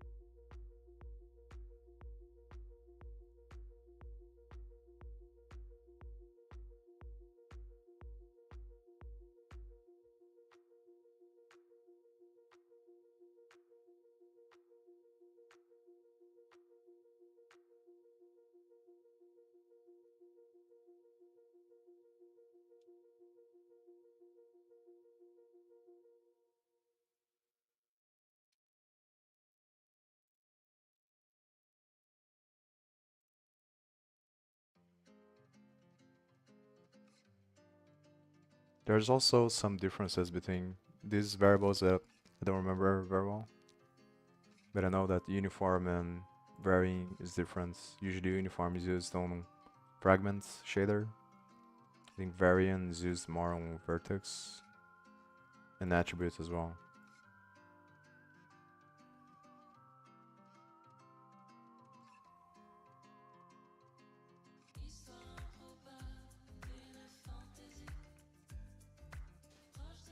So I'm gonna look into a couple more examples, then I'll try to change the So as far as I understand, here you just pass the whatever value you want to change, the shader, and then you pass the new value. And here you specify is if it's a matrix or vector or whatever. So this is just updating the value of the location vector view with the camera position. That's what this is doing. The rest of the stuff doesn't matter for me now. And then every time you want to change some value, you have to get the value. Don't understand very well why, but because in my mind, the moment that you create this, you should already have the location without you setting here again. Because the only reason why it would make sense is if you want to change another value. It doesn't seem that that's what's happening though.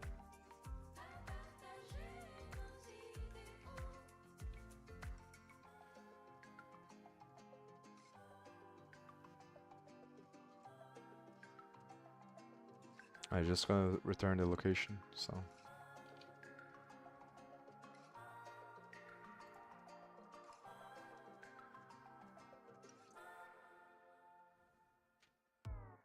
Ray marching is I think one of the ways that you can calculate the lights and the position, I think.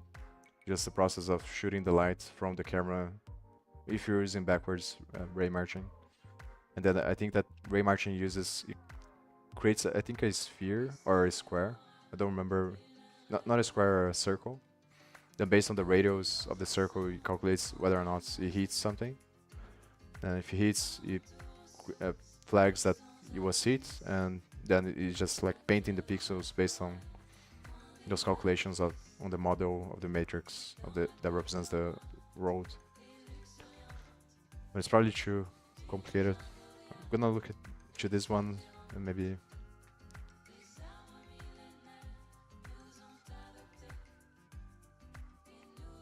I think one or two more, and then I'll try to create one from scratch.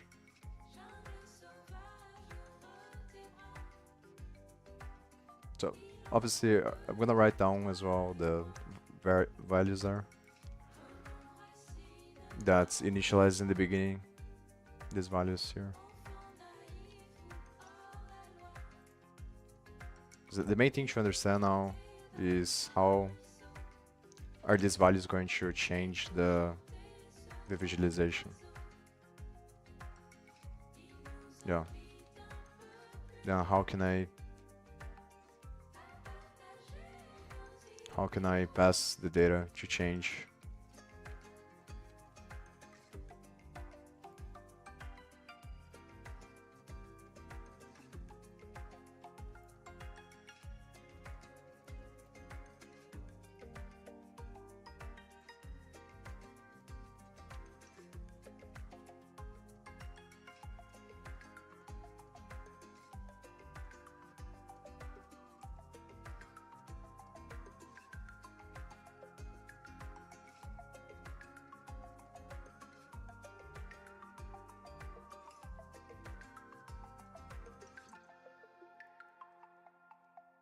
Maybe I'll save here.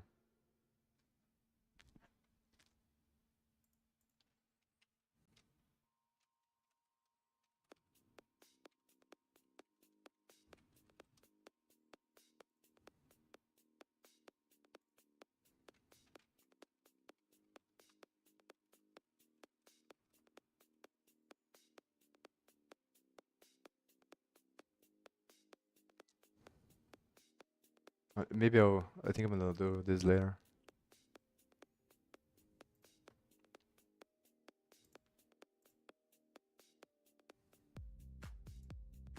I'm gonna have to do now if I want to draw something.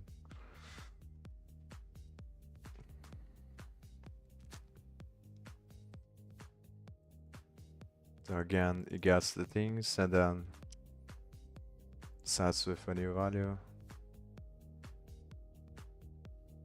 So pretty much for the stuff that I'm trying to do is probably not going to be that difficult. So the only thing that is going to change is the position based on the physics calculation. and then the color as well, depending on events, I think. So the problem is that I'm gonna have to change all of them because they're connected. But obviously it's gonna be separate. So what I'm gonna do is probably just create classes. But maybe I don't even need to create another class. I have to think about which is better. Put a class or function, because I think that the like Raylib is already gonna create the structs that are gonna keep track of the data.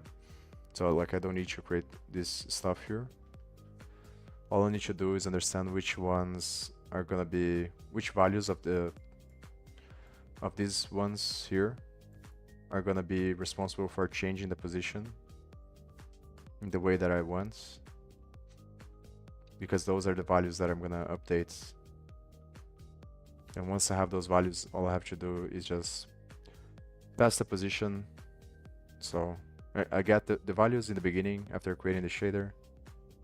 Probably gonna create 3 different shaders, one for the edges, another one for the balls, another one for the arrows. So create 3 different shaders at the beginning, then get all the values for them, the values of the variables.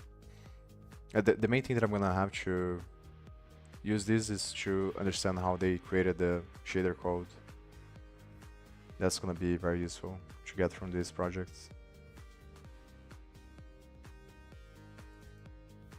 So it's probably just gonna copy maybe this is a good idea now. The thing that is kind of confusing still is how this connection between these variables and the camera. So that's, and I think it's just gonna be based on like some of the values there are gonna be responsible for calculating the object model in relationship to the camera model in relationship to the world model.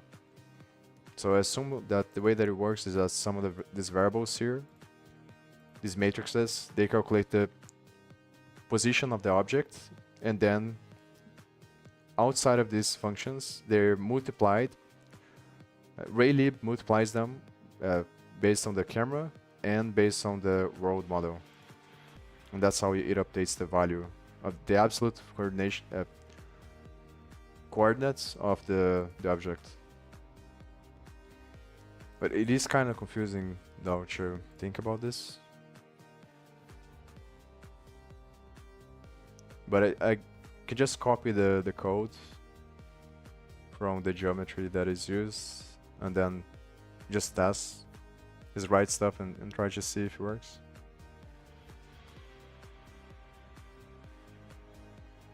The annoying part is going to be to find which ones are responsible for creating to bridge the gap between these geometries that I'm using and which shader they use. So I think I'm gonna do that later. I'm gonna focus on this first.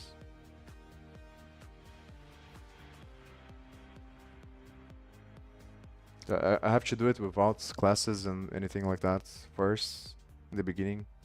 And once I figure out how to do a simple one, then I can think about how I'm gonna integrate that with everything else.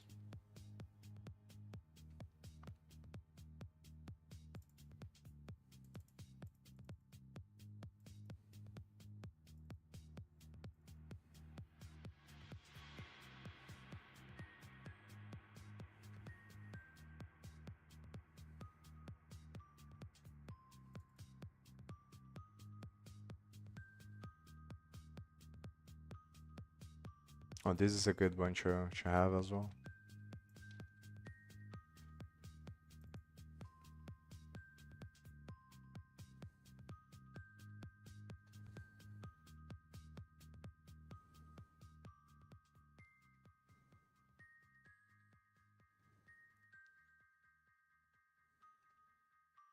I'll copy this here.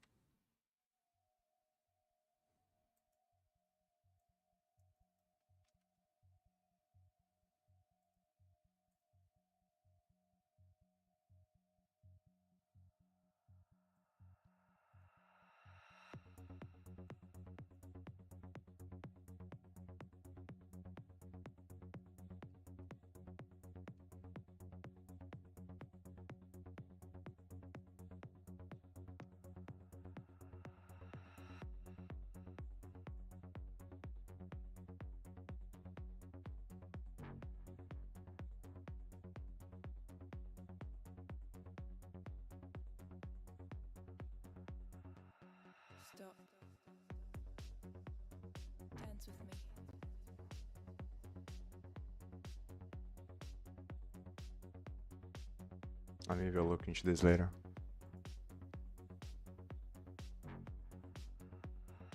I think most of the work is done on the shader itself. The question is, if you don't set anything, then how does it work? How is OpenGL going to do calculations based on the shader code to change the visualization? I think that's the question.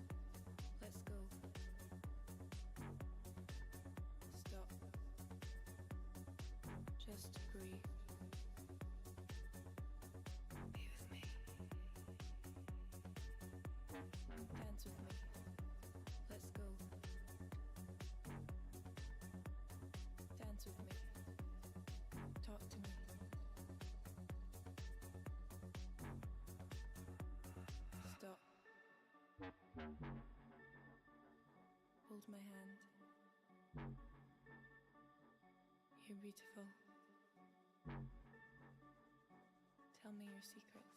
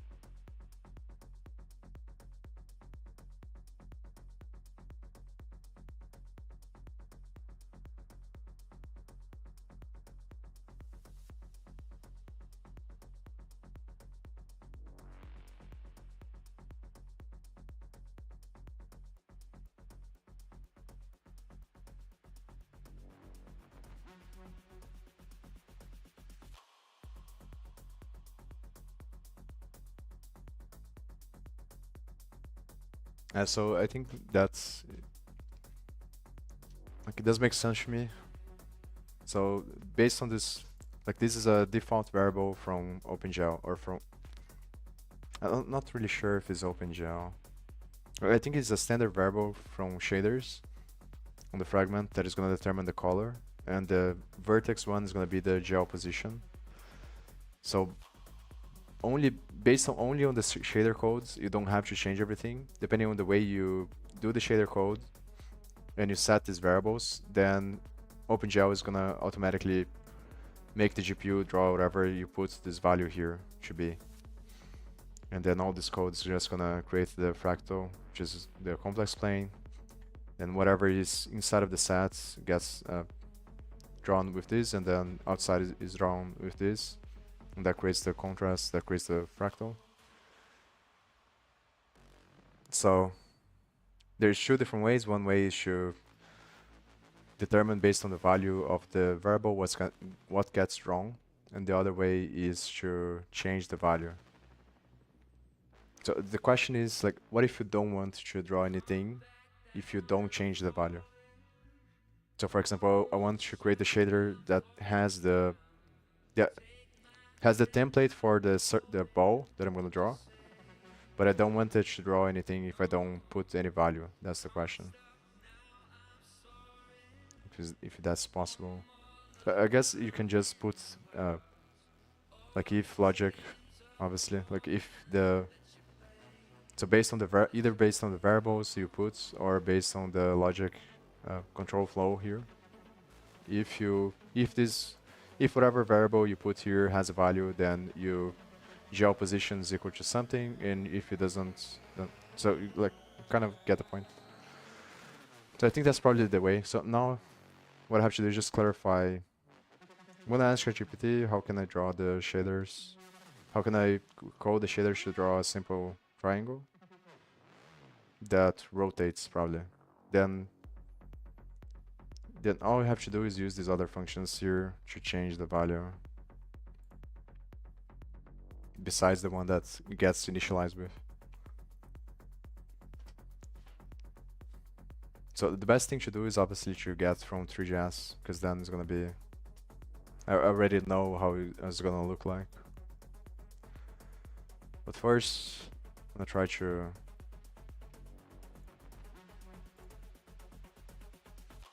draw a simple triangle.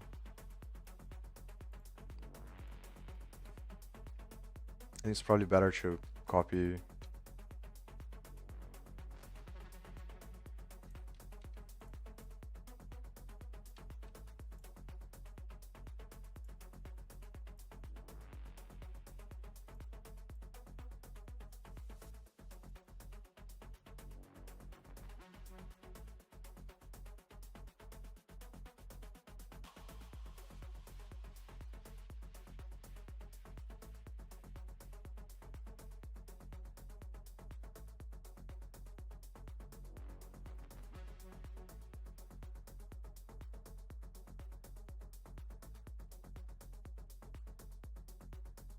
I think I'm gonna focus only on the shader first. The shaders. And then I try to make just based on the shader code to draw something. And once I understand that well, then I can try to change the values after. It's probably the best thing to do.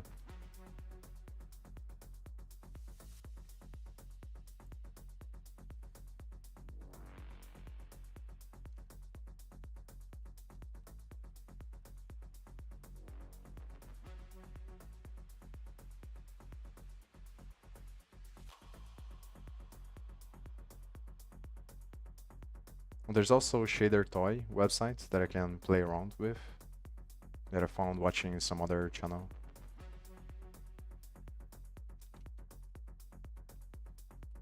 I'll try to open. Problem is it lags my computer.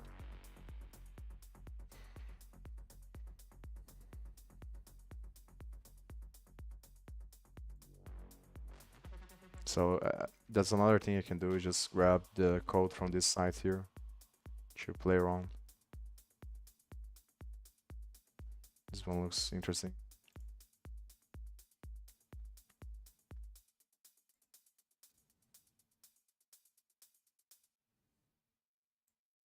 Don't know if this is vertex or fragments or yeah.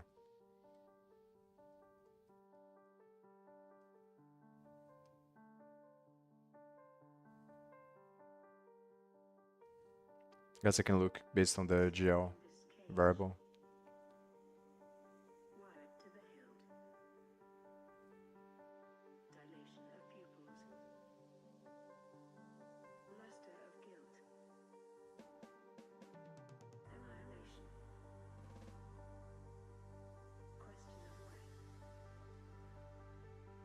It feels like it should be main here. Don't know how it works. Yeah, so this fragments.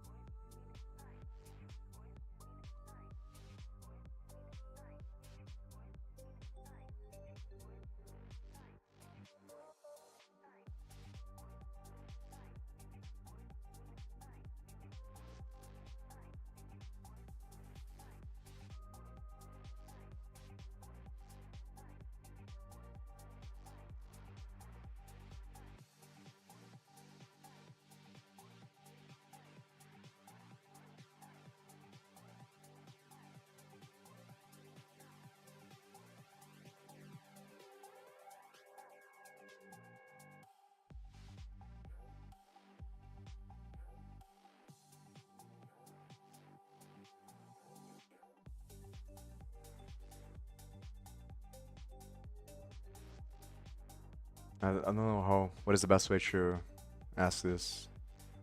Because obviously I wanted to just give me the code for the shaders without giving anything outside. Because here is just using the same functions, but when using Raylib, you're just gonna call, like we saw now, you're just gonna call these functions based on the other functions. And here it seems like it is not setting anything. Like I don't understand. I remember this like from the buffers and the data on these examples here, but there I don't think that they do it like that.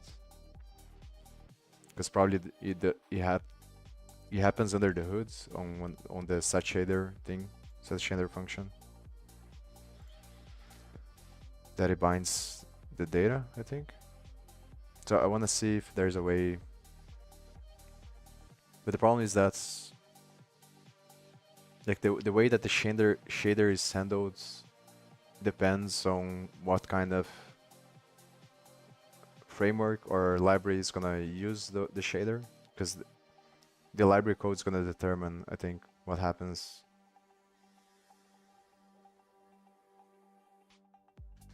But I do think that there is a way to just like, because it's always gonna be OpenGL that at the end of the day, so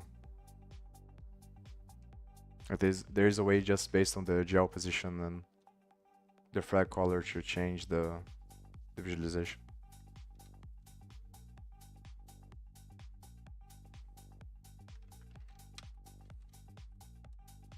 Let's like this. Think about it.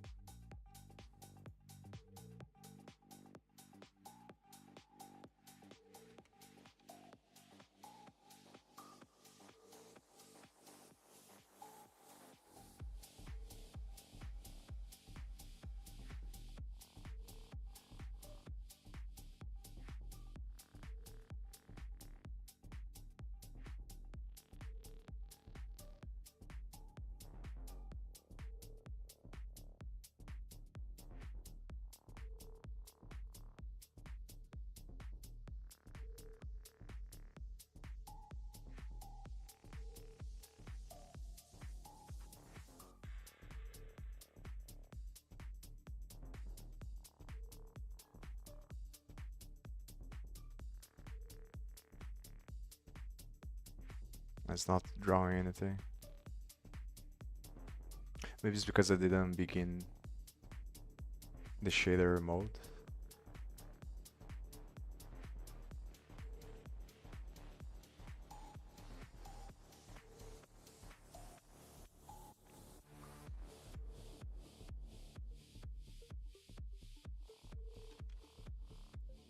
I wanna see if I can find an example again, because I don't remember at what point should I put that.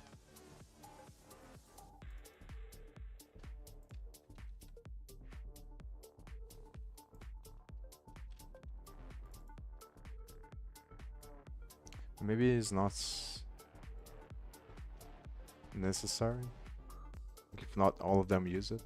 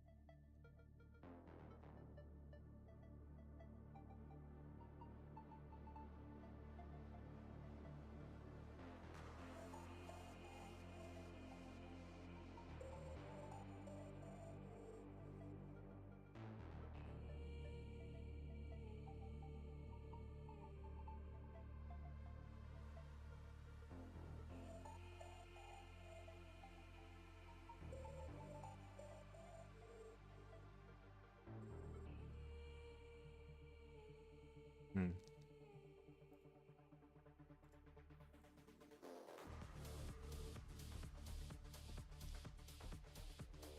I don't know why it's not showing anything.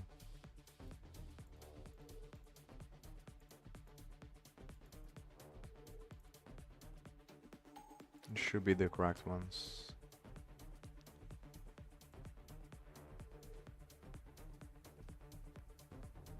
It's probably because of the position of where they are at.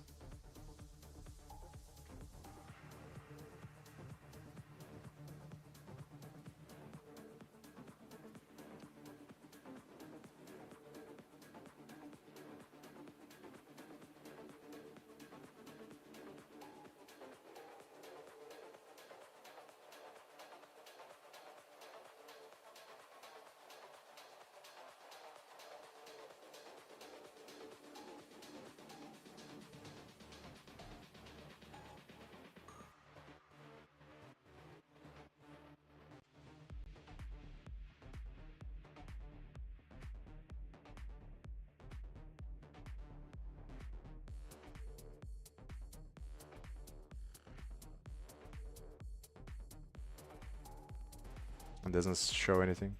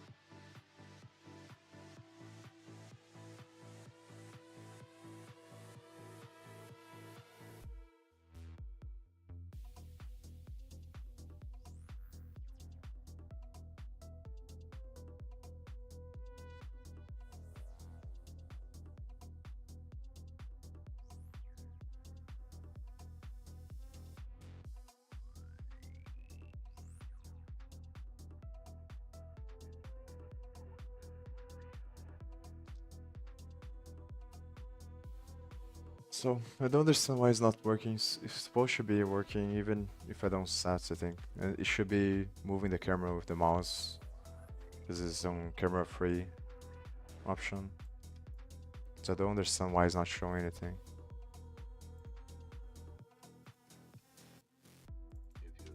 If I do like this.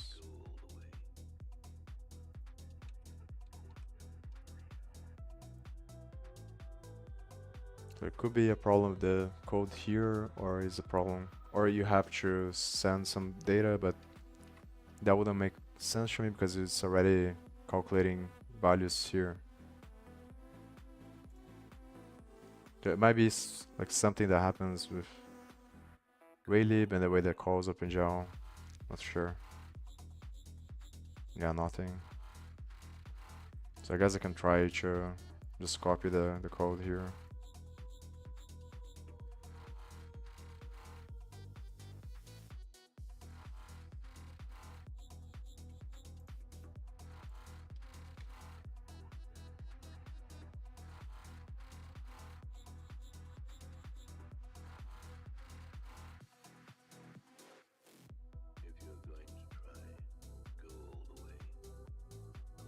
And that's the problem, it's probably outdated.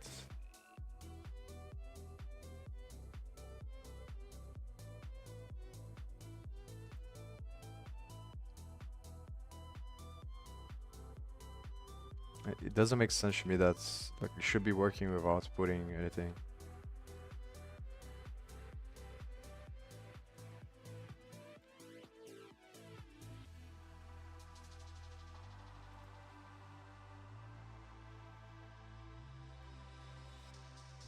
So I guess the best thing to do now is just to write down all the variables there, like this thing here, and then try to understand one by one what it does, so I can change the values and see like what kind of values, what values from those those ones I have to change to show to make sure that the thing is supposed to be on the focus of the camera. I think that's the only thing I can do.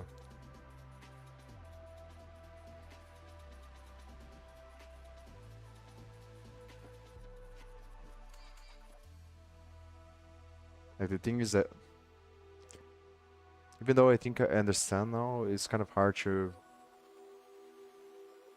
'Cause the thing that is hard to understand is when this is gonna be used by OpenGL to draw the things. So I think I understand already how the functions work, but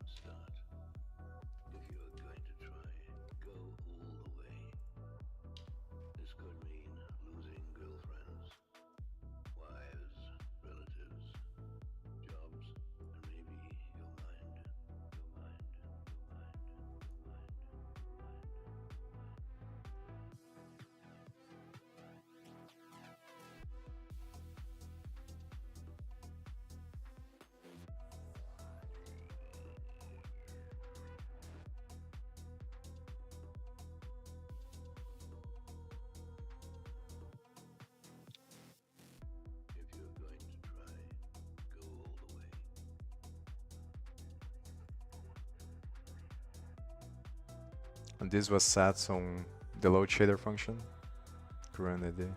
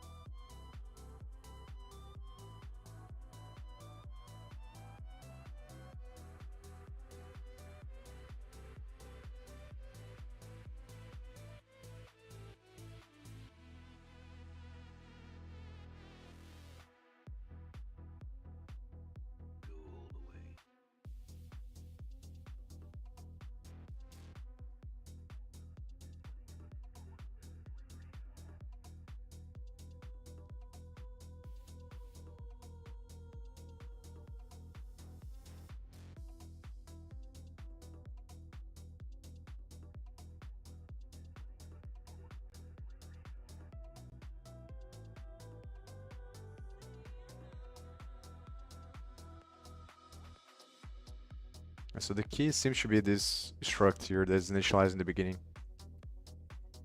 Is the struct that contains that is gonna manage the state of the data, and then how it's gonna relate to the main visualization, I think.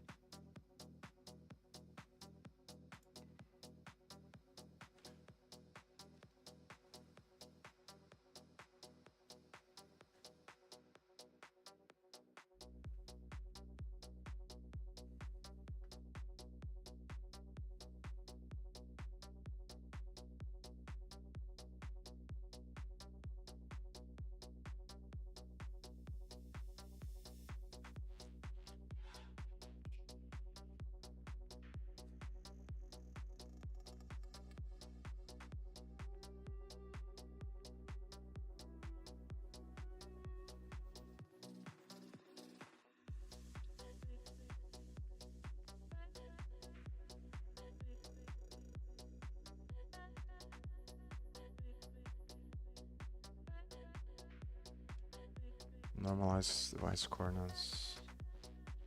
The coordinates. Normalize device. I don't remember if it's the one that is from 0 to 1 or -1 to 1. I think it's from -1 to 1. And there's another one that is from 0 to 1. So just transforming the numbers from 0 to 1 to whatever the window coordinates are gonna be. Which is gonna depend on the monitor, I think. No, width and height. No, not the monitor, the size of the window that the thing opens. It's from OpenGL.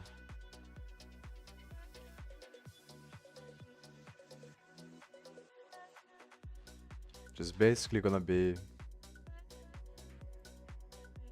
the same thing as the examples from the other sites, from this site here. But based on whatever that struct is.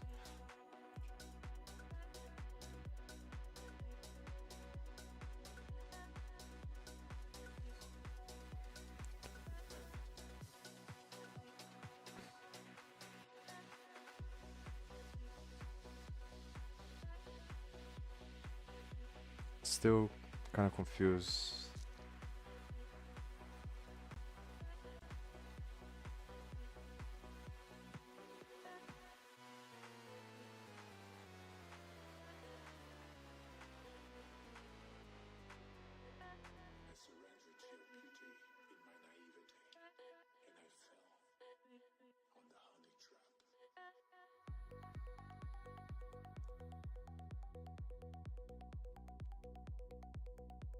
I think that the main point of confusion that I still have is how does that relate to the road coordinates, but I think I have to go back to the functions that initialize the window so that I understand like how the main visualization is gonna be done. So I want to understand how the coordinates from the structs, this struct here, are gonna be related to the coordinates from the window, the major visualization. And once that becomes more clear, it's gonna be easier for me to understand if this code here is rendering things on the right position or not. I assume that the code you put here is on the normalized coordinates, which go from 0 to 1. And then some of those functions that are some of the OpenGL functions are going to translate the coordinates you have here to whatever the window coordinates are going to be. So it should mean that this should show there some visualization. But then it might be because of the camera, but it wouldn't make a lot of sense because the camera is being initialized on the 0 position. Position targets up, few of you.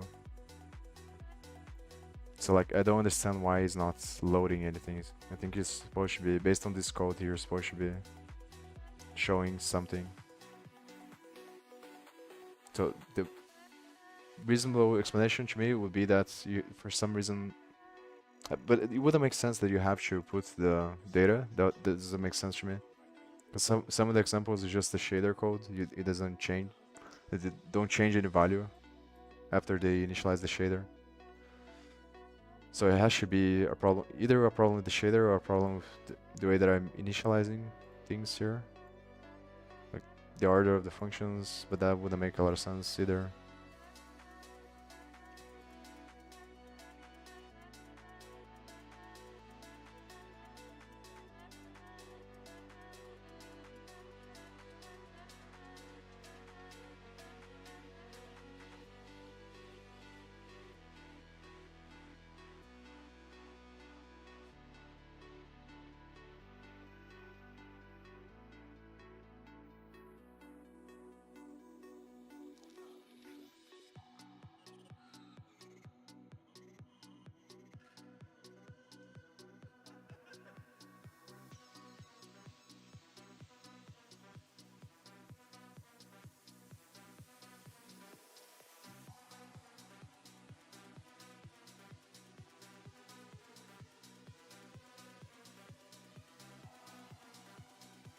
Hey, what's up?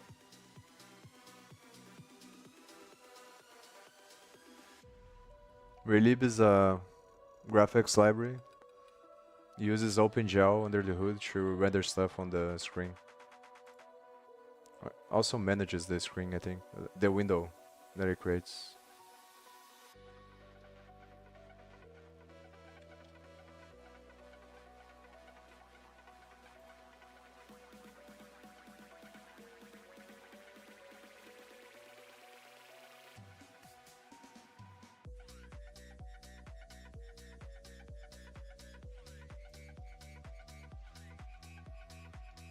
Probably this. I remember going over these functions as well, and I do remember that I saw some OpenGL functions on one of them. So I think now what I have to do is just clarify that.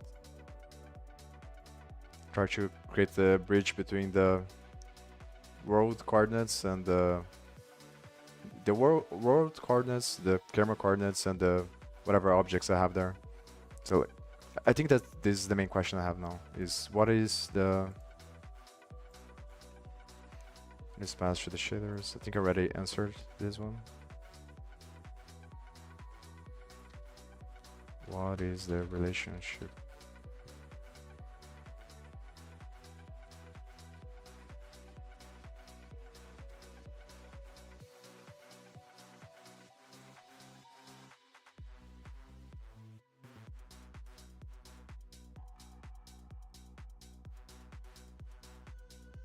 I think that's the main thing that I have to clarify now. No, Raylib's not my own project. It's a library from C++. You just look at just type Raylib GitHub, and it's open source. So if you want to use, all you have to do is just go here and download. It's pretty much this repository here, and then there's a file that is called CMake list text. So this file here. So if you want to use Raylib, all you have to do is just put the folder you get on when you download from here on one of the folders on your project, and then you just put this add subdirectory here on this file, and then you use the commands to compile everything. So this is the path to the Raylib directory. Then you have to put this target include directories, and then you put Raylib here. And then you run this command here, cmake sb, and this is gonna put all the build files on the build folder here, and then you call this other command, and then it compiles everything, creates an executable. The name of the executable is gonna be whatever it puts on the add executable here. So in this case, I'm using a flag variable, which is the project name, which is gonna be this value here. So that means it's gonna create an executable on this path, on the build, release, and OpenGL executable, and that's the final executable of the program. And this is the main function that you're gonna run. So this is the one that I'm using now, but there's a bunch of examples that you can use on and this is what I'm studying now. I'm studying the shader examples from the Raylib project. So you just go to the Raylib folder, examples, and then shaders. And then I'm looking at the source code, trying to understand how it works, so I can draw shaders and draw stuff on the screen.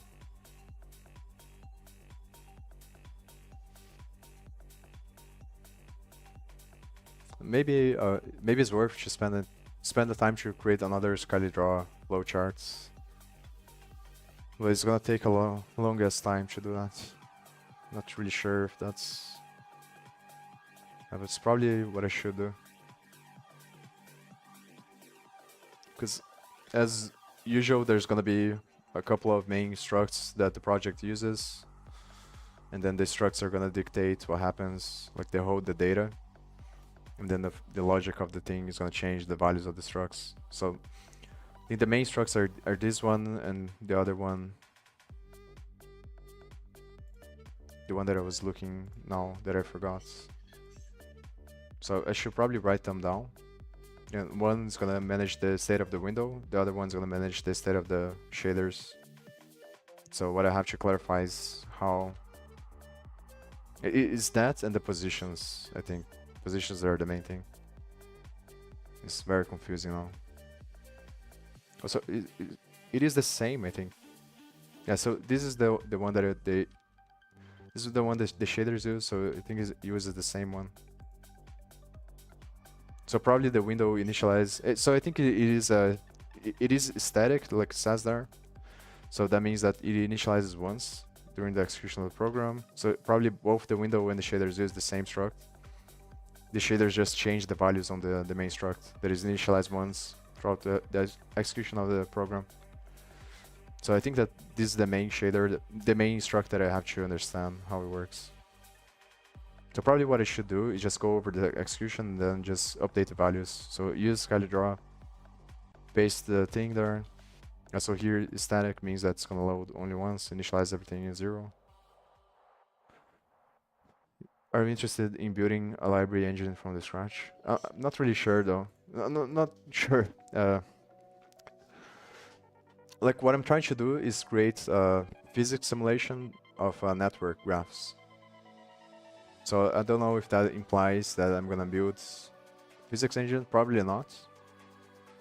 I'm gonna use another project, I think. So like the first part that I'm trying to do is to draw a graph network, which I already did on another project, but I want to do it with shaders, because you can use custom functions from Raylib to draw like balls and things like that, but I want to be able to do it with the shaders. Then once I do that, there's another project here that they did something similar to what I'm trying to do, just barn sets.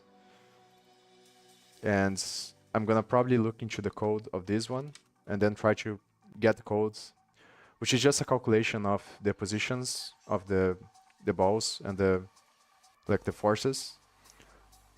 And then I'm gonna use that to create like a simulation based on barn sets of the graph network. That's what I'm trying to do. Then after I manage to do that, I'm gonna get another program that gets Python code and creates a parse tree from Python code, and then I wanna visualize the parse tree. Not Python code based on grammar rules. It creates a parse tree.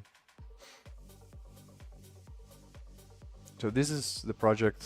I don't know. I didn't spend a bunch of time looking into this, but I think it's inside of this n-body executor that he has the code.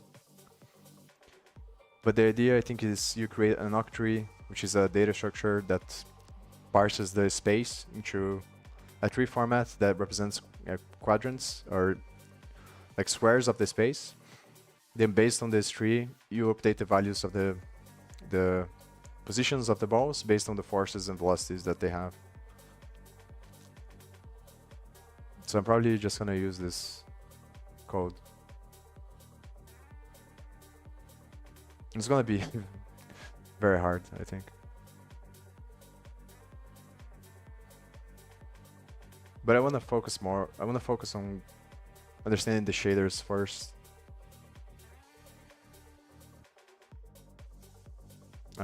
I will look into this later. But it might be like, I don't know if I'm gonna have to redo everything or do it in another way, because the downside of that, I'm not gonna be able to. I don't know if he did it with collisions, and collisions are I think are the most annoying thing because you have to calculate the circumference, I think, or the surface of the ball, and then obviously like how the impact is gonna change the trajectory, and then it becomes very hard. So I might have to, like, once I get to the point, I might have to change everything to use a physics engine like Vulkan or something like that. But I want to do it like this first, so I understand how it works. It's just a better way to start.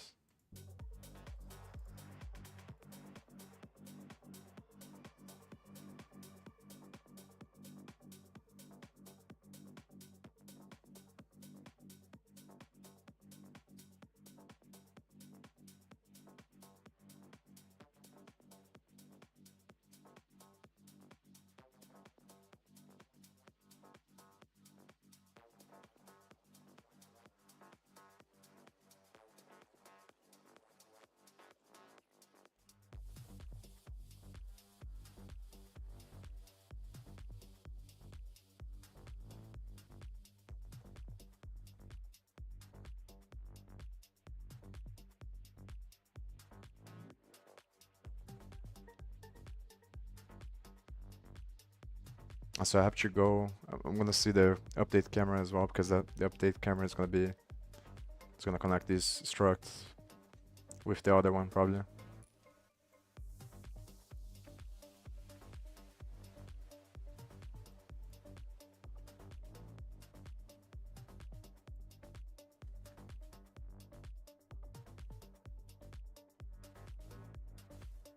Let me go back. I'm gonna focus on this one first again. This is the other struct though. So I think that the RLGL data is a part of this core probably. So the core is the more general struct that handles the window and inputs, I think, and this is gonna be connected with the RGL data. The other struct is probably just for the shaders, and this one's more general to handle the logic of everything.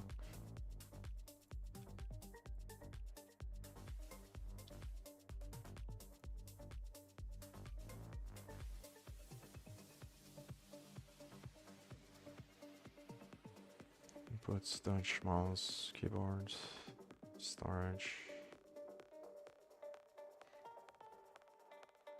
And so it doesn't have anything, so they are separate things. It does have position from the window.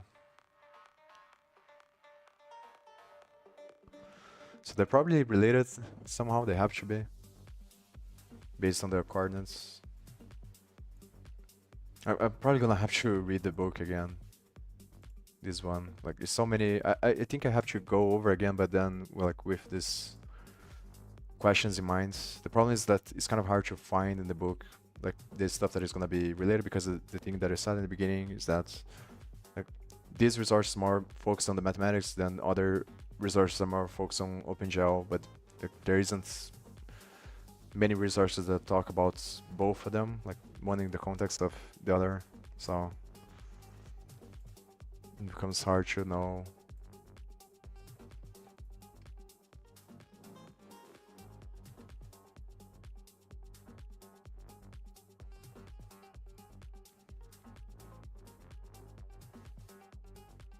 Oh, this is just initializing everything here for the window. Current FBO. So this is how it probably connects both to this value here. Current FBO.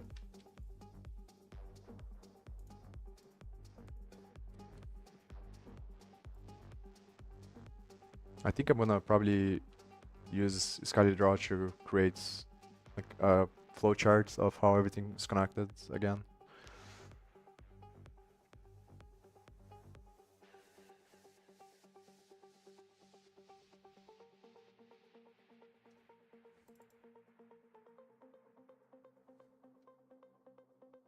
So it connects the two based on the height and width, which gets from this object on the core, and then here is going to become the... So that's how it knows how to calculate the coordinates, I think. So it's obviously going to translate these coordinates into normalized coordinates, which is going to be from 0 to 1. And I think it does that by dividing by the ratio of the height and width, or something like that. I remember these calculations on the book. So frame buffer width, frame buffer height. So states. Clear color, blah blah blah. So here is just initializing all these values on this struct here, based on the identity, which is the model view projection, I think, matrix. So I think that this is like the relative coordinates of the... these are the coordinates of the world, probably, but not really sure though. It has to be, because the other one is just it just has the coordinates for the window size. So this one has to be the ones that are related to the 3D visualization.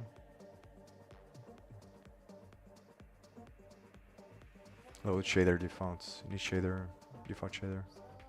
So I assume that this default shader that it uses is the one that it uses for the other function, the API functions that draw the simple shapes. That's how it works. And then current shader becomes the default one.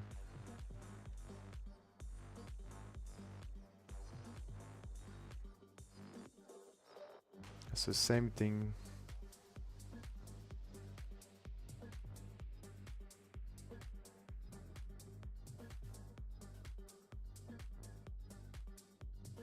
Same thing from the load shader function, but then just with the default values here.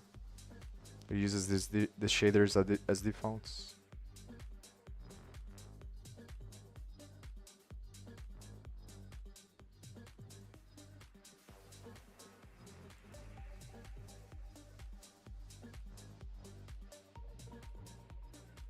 So the question is, maybe I should look into one of the functions. I think that's probably a good idea, because I already know that they work.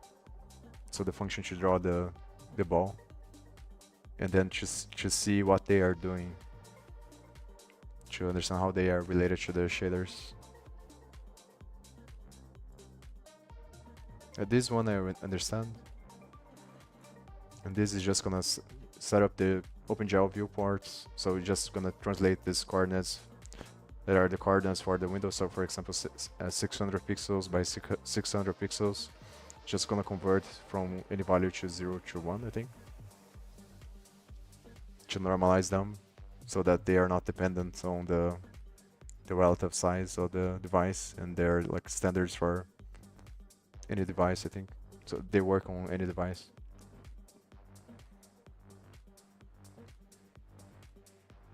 Yeah, this is the one that I looked into. No, this is gel.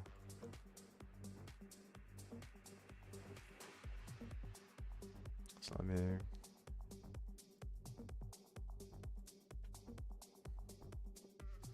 So far, so I think that's, yeah. It's not...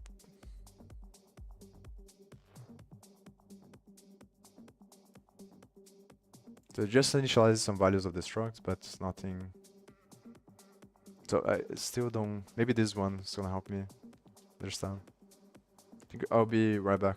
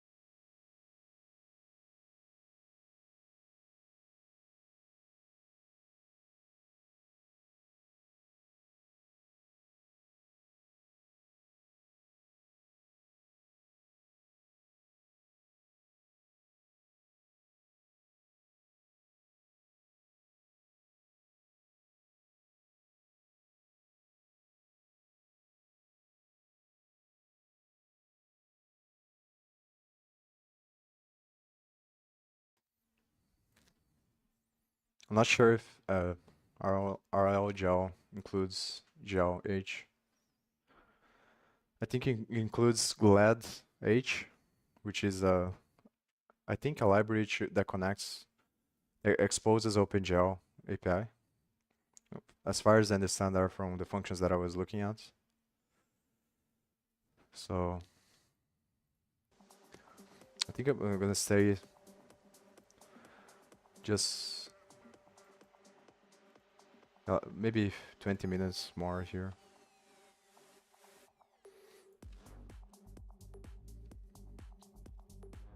It's gonna take some time to, I think I'll do 15 minutes. It's gonna take some time to clarify. Already looked into this, but like just based on those functions, it doesn't make a lot of sense to me. So I probably have to read the books again and the other, like read this one again, and then this. But I have to search for the parts that I'm just, that I don't, that I'm confused. Maybe watch some videos as well. The thing that is hard to understand, like based on those functions, all that they are doing is just initializing the structs with some data. It's gonna be based on whatever you pass there in the beginning. So I still don't understand very well the connection of the coordinates between the shader, this struct here, and the other in the camera. So because in the beginning everything should be initialized to 0, I think. So like it should be showing something from these things here. Maybe if I try to change the position to 0, like 0, 0, and see what happens. So it's either a problem here or a problem with the way that I'm doing it here. So the next function is this one, true. So the ones that I haven't looked at is this one and this one.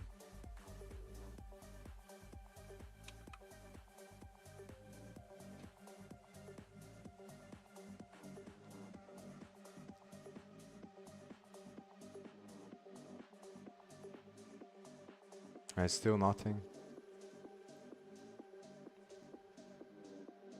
It should be showing something. Oh, the other thing that I can do is, like I said before, is just to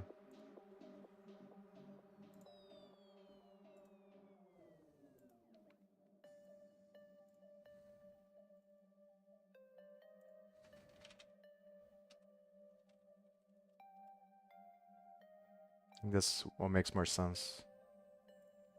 So just look into the ones that draw stuff. And that's not the...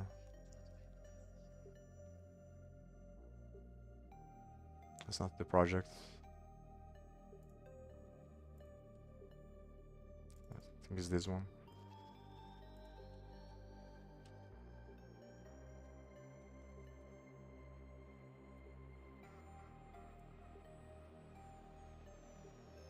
I know that these ones work.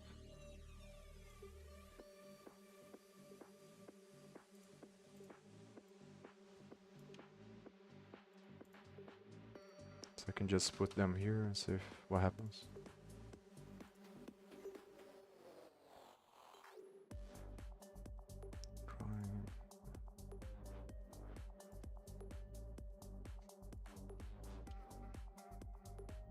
Draw a sphere is probably better. The beginning.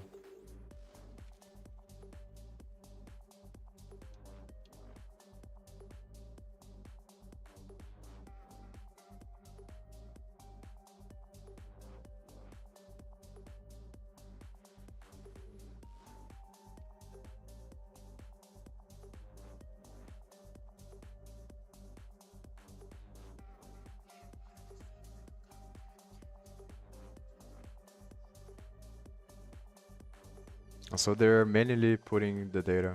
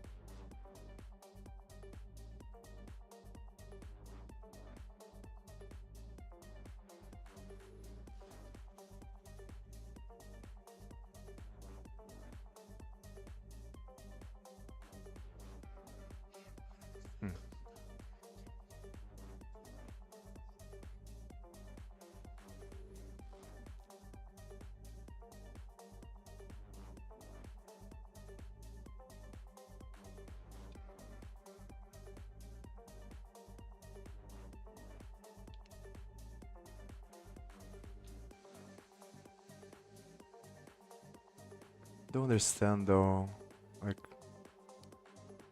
how is this drawing?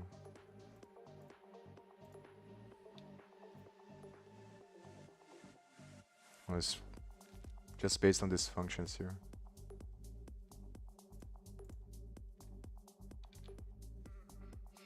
And so it's just calling OpenGL functions to draw. So how, yeah, so that doesn't allow me to get too much information about the other one. How long did I start OpenGL? Probably, like, start studying? Probably, I don't know, it's kind of hard to tell. Maybe 3 weeks ago, 4 weeks. But I have, like, it's kind of, like, if you're talking about like graphics programming, then probably months already, if not years. It's kind of hard for me to tell the time. Someone asked me sometime, I think like 2 streams ago, when did I start learning C and C++? And I said like that 6 months back I did a course on C, but then I went to look on the videos and it's actually 2 years ago already. So like it's kind of all blurry to me. I don't remember very well the timelines.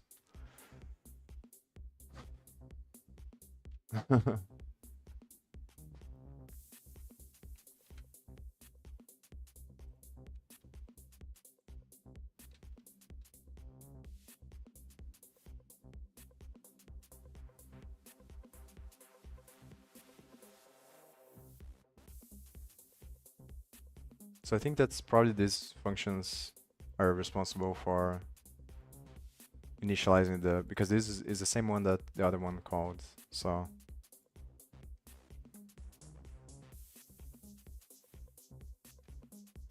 and this sets up the camera view, camera position. Why? Oh, you think I should use OpenGL only? But I don't see the point, because then I would have to use the same functions that they are using here.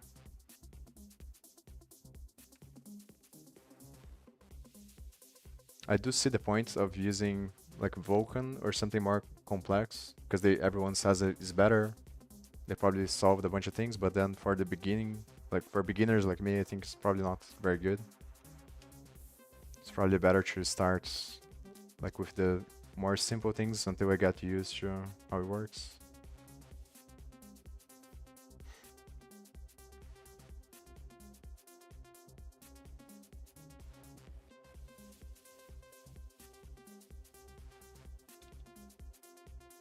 So one thing that because I can just put some position here. But the thing is that I know it's gonna, but I guess I can try to. Actually, I'm not gonna draw a line.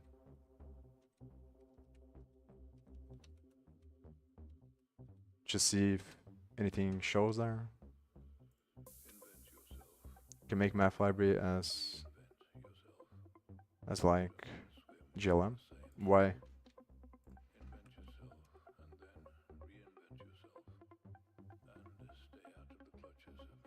Oh, you mean to calculate stuff? I'm just very confused about how everything connects, like the whole pipeline, the graphics pipeline, like how the shader connects with OpenGL, that connects with Raylib, and that connects with the overall visualization. So it's not even drawing the circle, the sphere. So maybe something else is wrong here.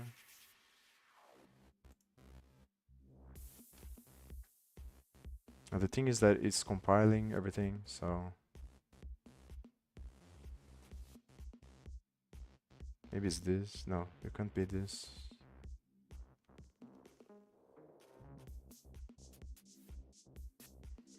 Because I don't want to use Visual Studio because I don't want to be trapped by an IDE.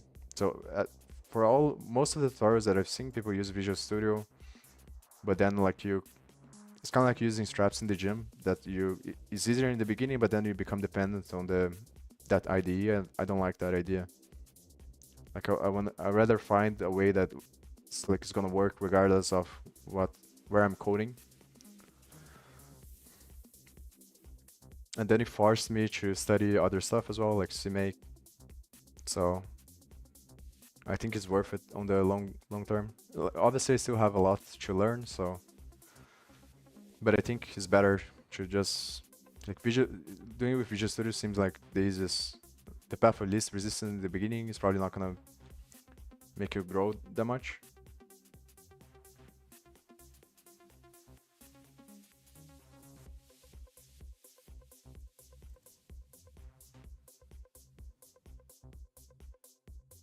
So why isn't maybe it's because of this? I'm passing the wrong way.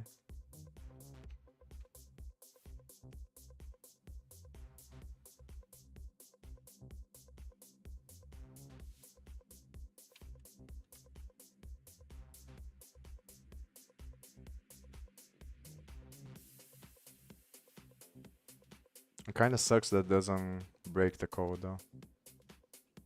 And still nothing.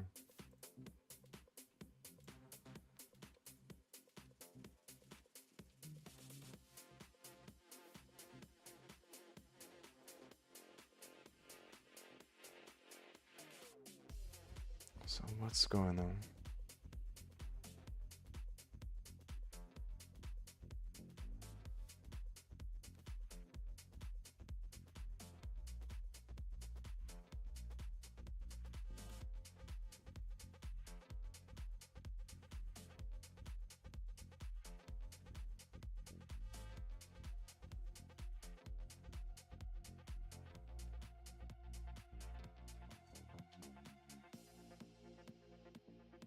Oh, maybe it is on the corner. So let me put 50.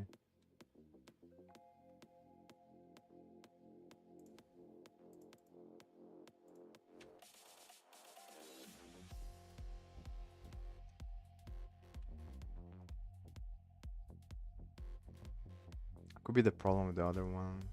But that would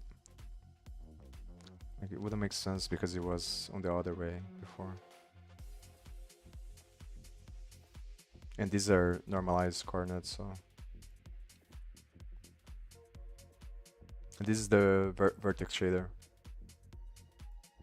But it's not even showing the one that I'm using, the Raylib function to show. That's why, like, I'm suspicious. It should be showing a circle here in the middle. But it doesn't make sense because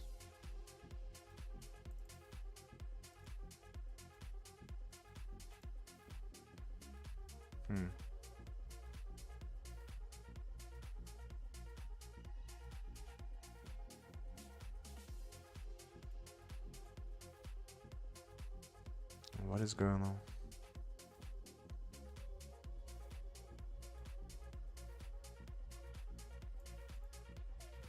The only explanation is that is like failing to create a shader, but then for some reason it doesn't break on the compile.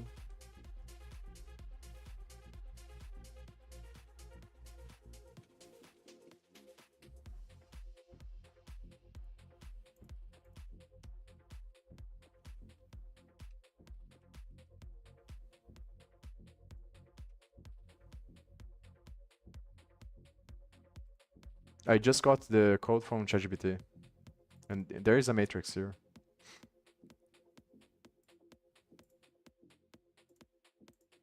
It's something else though, because like this should be working. This is a function from Raylib. So unless this doesn't work. So the other thing I can try is to do vector reposition.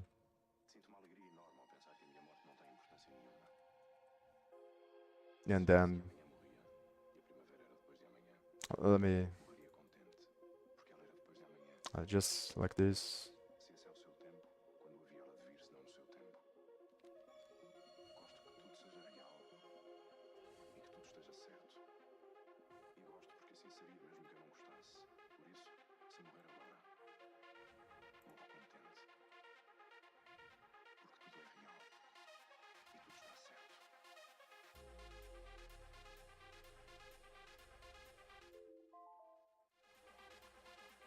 So let me try this one. I think I'm just gonna assign this.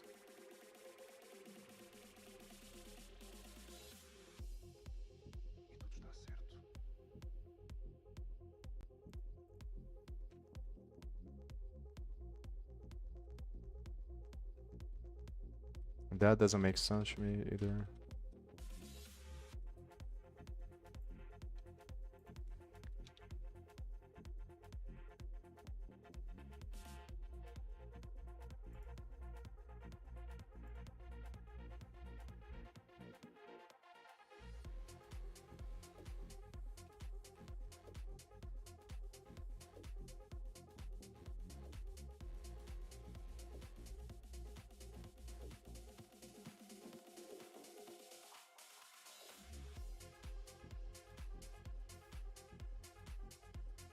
What's up?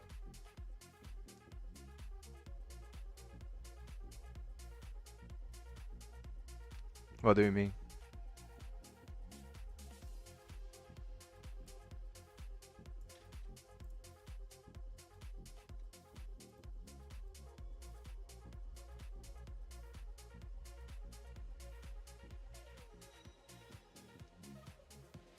Pop matrix?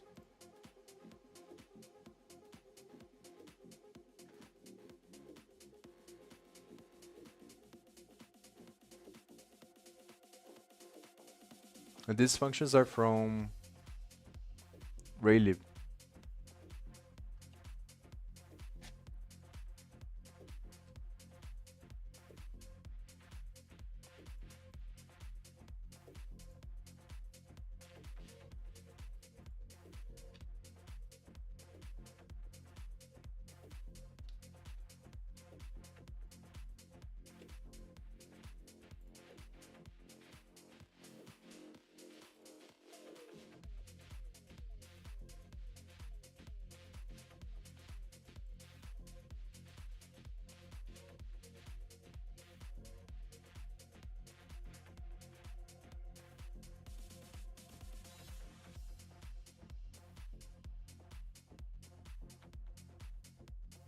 So like why would the other one be working? This project works and I'm using the same functions.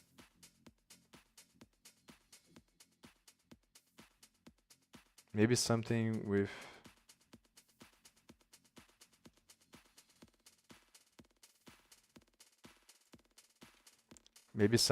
the way that I'm using, way I'm compiling with CMake.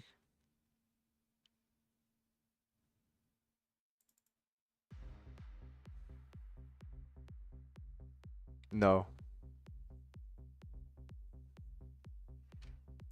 This one? Yeah, but I don't feel like uploading everything to your GitHub.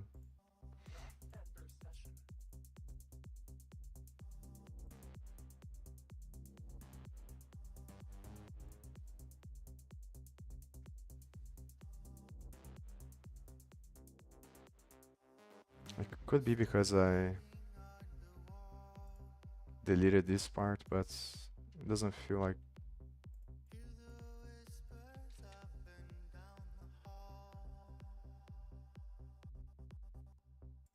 it should matter.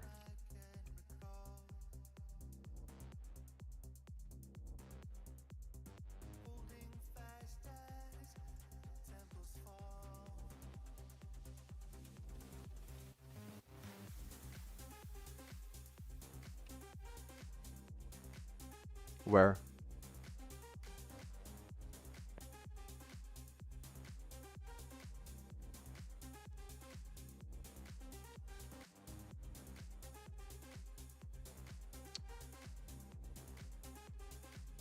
I'm using the functions from Raylib. I'm not even using the shaders anymore. It just comments everything else.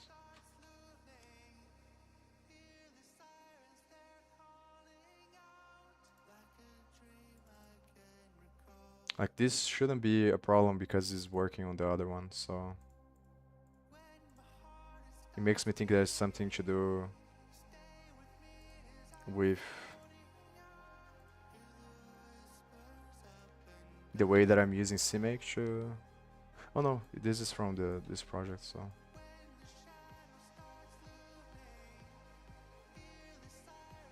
so I put this here.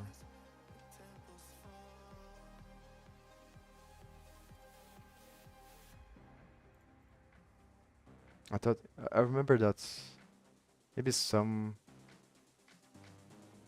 I remember that this used some function from Raylib.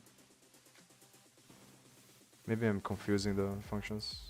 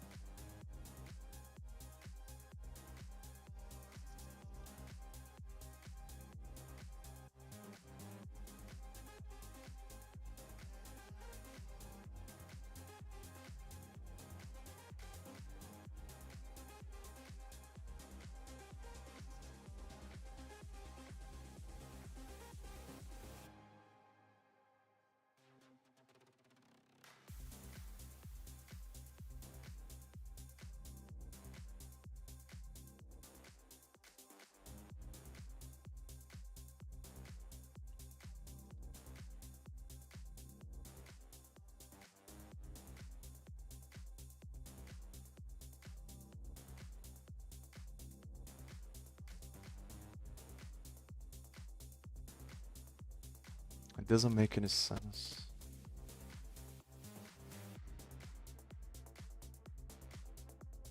What else could be wrong?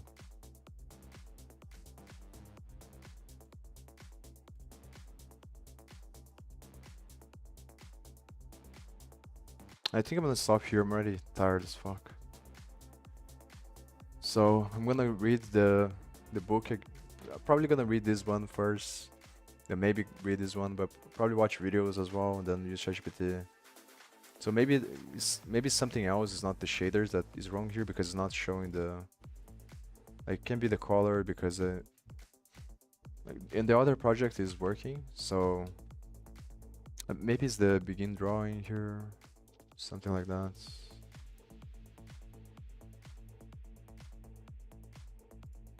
Because this project works, so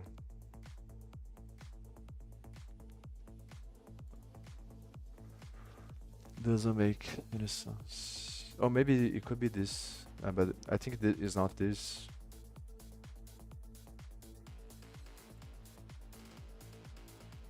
And 3D.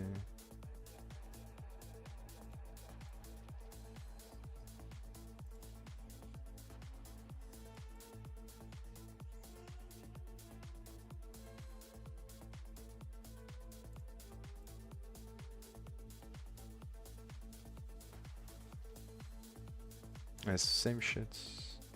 Oh, it could be this, maybe.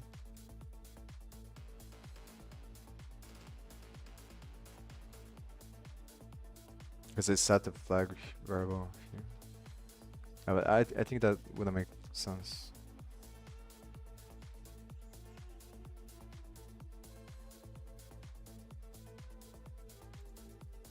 Oh, it's the way that I'm doing the camera. That's the problem. Camera position.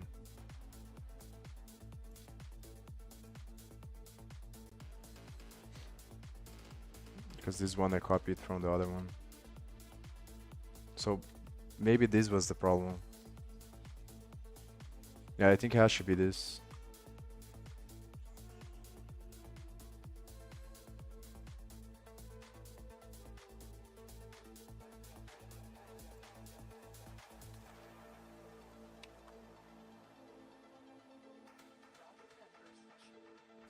So this is the stuff that I have to clarify more. I think that's if I put, it's still not working. But if I put the camera with 0, then it's right on top of the roads, because the road is initialized with 0, 0, 0, the position. It's not working still. Maybe the other. Let's see here. Just gonna copy this one.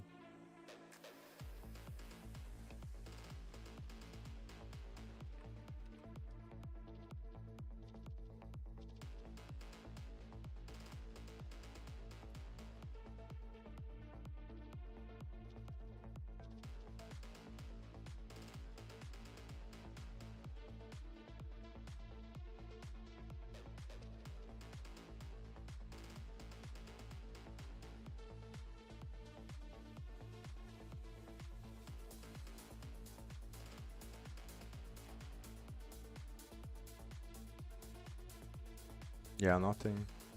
Oh, I saw there. Yeah, here. Huh. Interesting. It's interesting that it's changing the position though. Because it's not supposed to do that.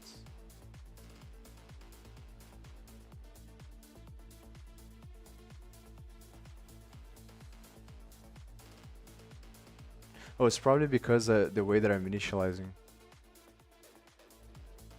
Yeah, because I'm getting the random number each time.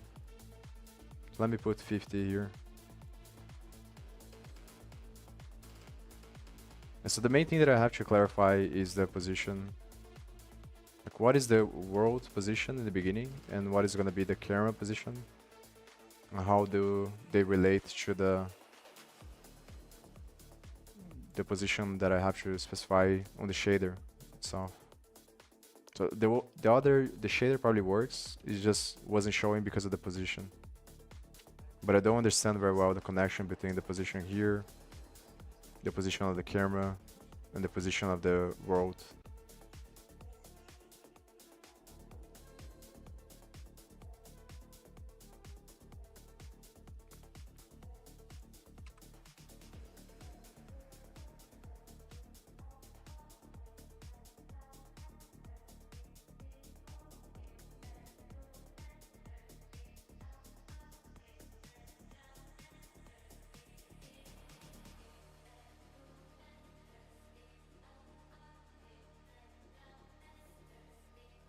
Yeah, the camera is not going to the. I saw here somewhere that the camera's position is not focused on the position of the thing. So that's the question. What position should I put here so that the camera focus on that position in the beginning? I think it has to be this position, obviously. Or I can just do camera position. Camera.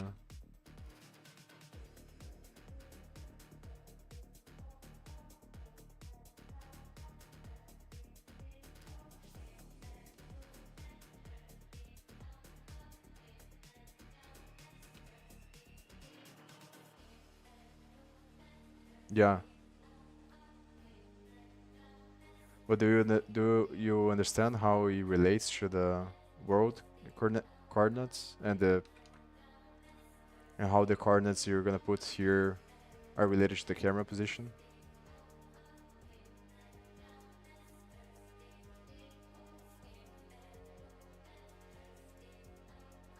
It doesn't show. Oh, now it's showing. Interesting. Huh. Should default like cam position 0010. Model should 000. So camera 0010.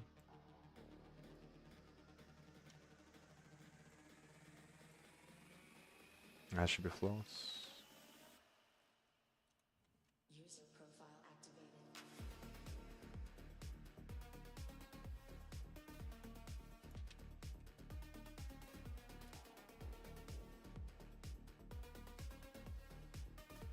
like this.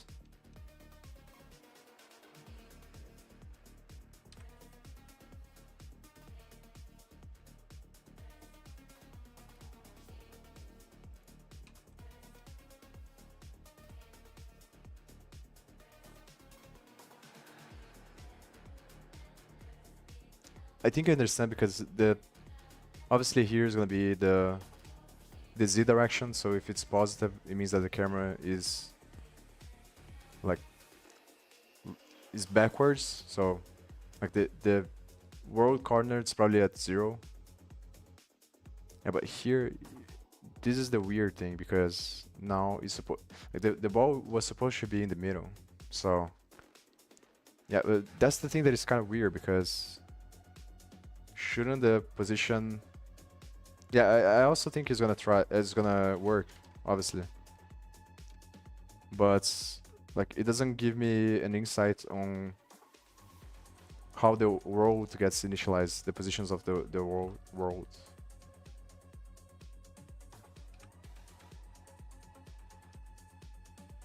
Maybe it's because 0, 0 is on the corner, so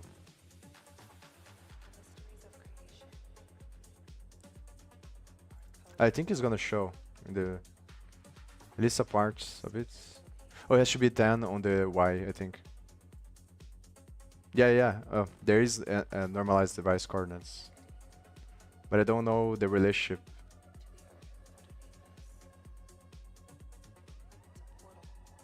So now is here.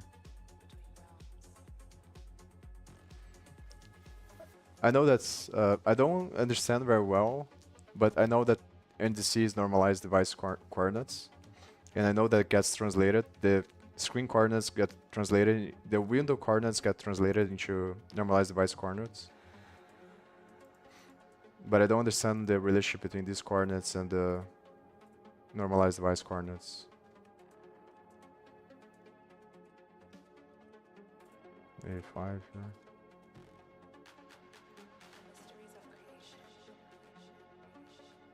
I don't think that these coordinates are normalized device coordinates. I think they get translated into normalized device coordinates at some point, but I don't understand how.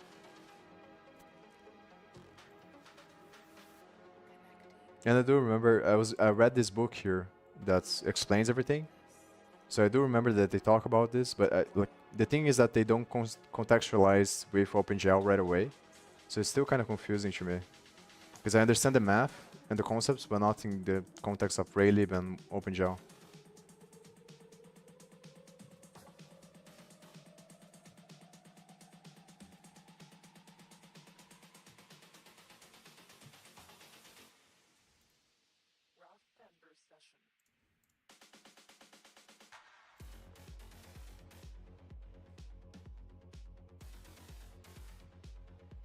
So besides trying like a bunch of values to see, maybe it's the other ones that I have to change as well, the targets. But it seems more that it's the position, or it could be the up here that I have to change. Yeah, the question is like how.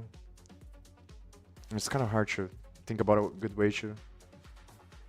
It's like how does I need to go back and study the camera again, because how does the camera? There is some point here that they explain that when you move the camera, it moves the road as well, or there's some visualization like that, but.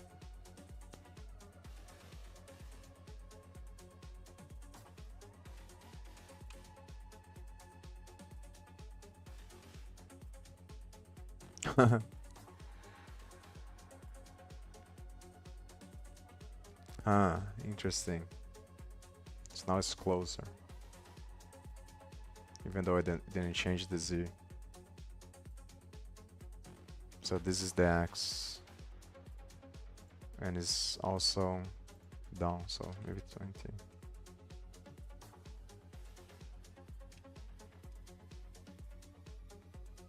Yeah, I'll try.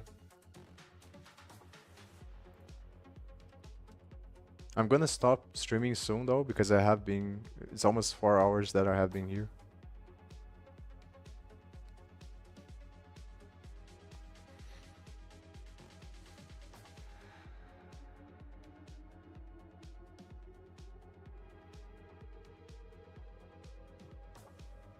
Just trying to understand what is the relationship between them. Like how can what numbers should I put here to centralize? And I guess I have to look into the other functions as well. To see how the camera is used. It's probably on this one. It has to be, yeah, the begin mode 3D.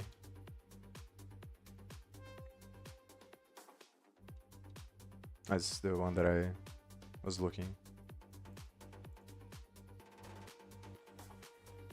The camera just changes the way that it updates the visualization, but it doesn't change the default.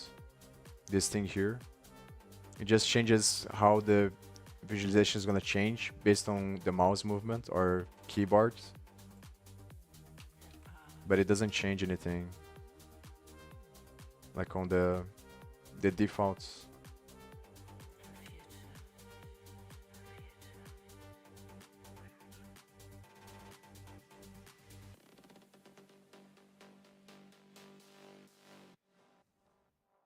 Oh, now, okay. Now it shows something at least in the beginning.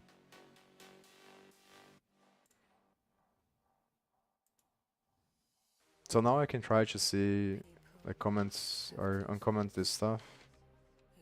It should be working because it wasn't giving any warnings on the compilation.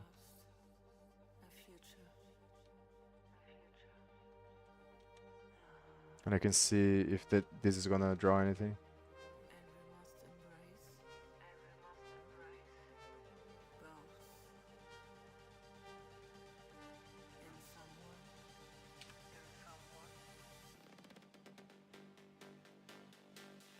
So it has to be related to these functions here. The way the camera.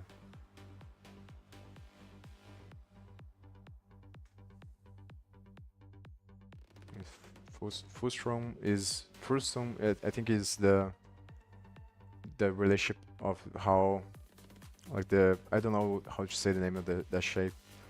But it's pretty much two rectangles. One is the Z far, which is wider. The other one's the Z near. So these rectangles here. There isn't on the WebGL one. There's better visualizations.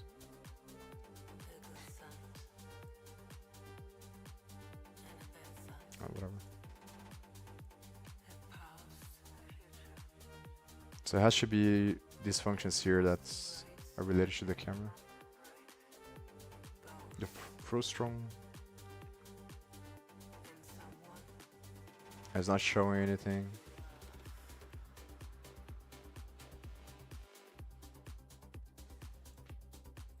So the only explanation is that the coordinates are messed up.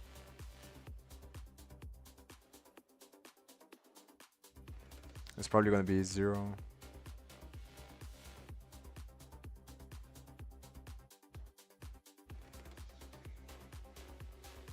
One thing that I can do is just get the location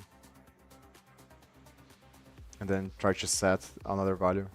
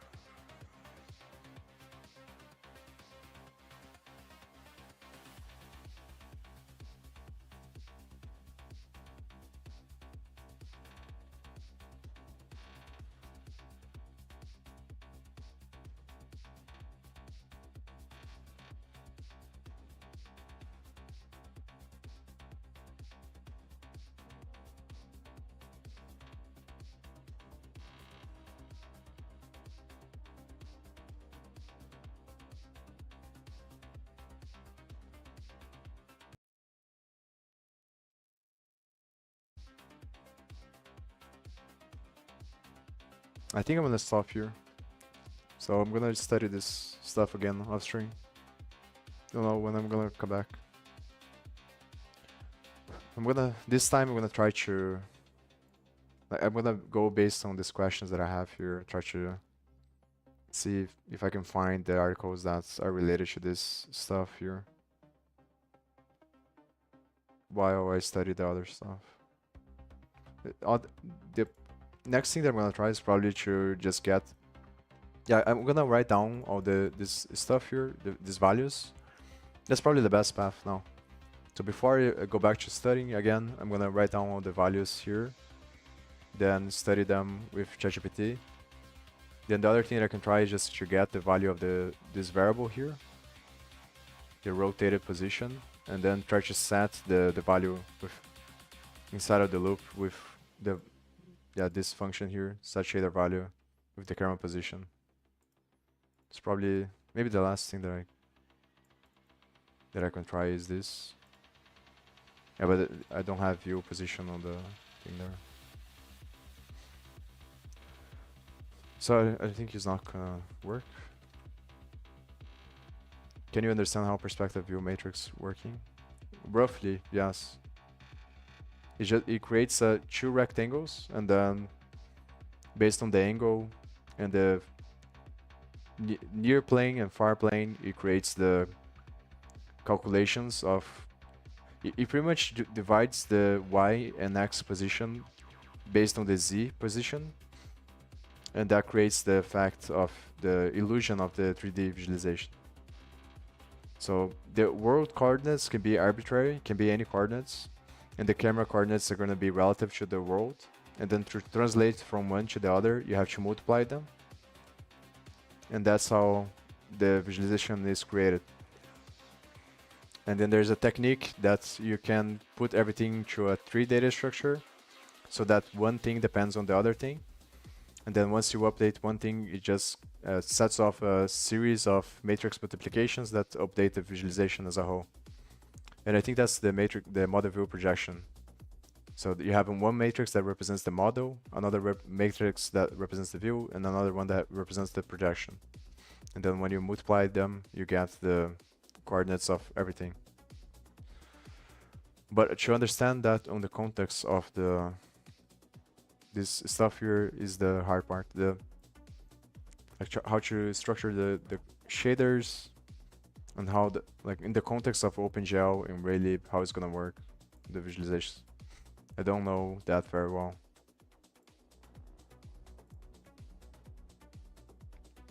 It's probably these functions here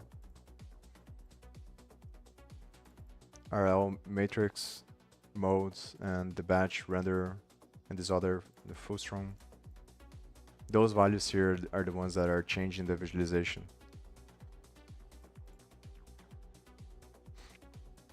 But I don't understand them very well.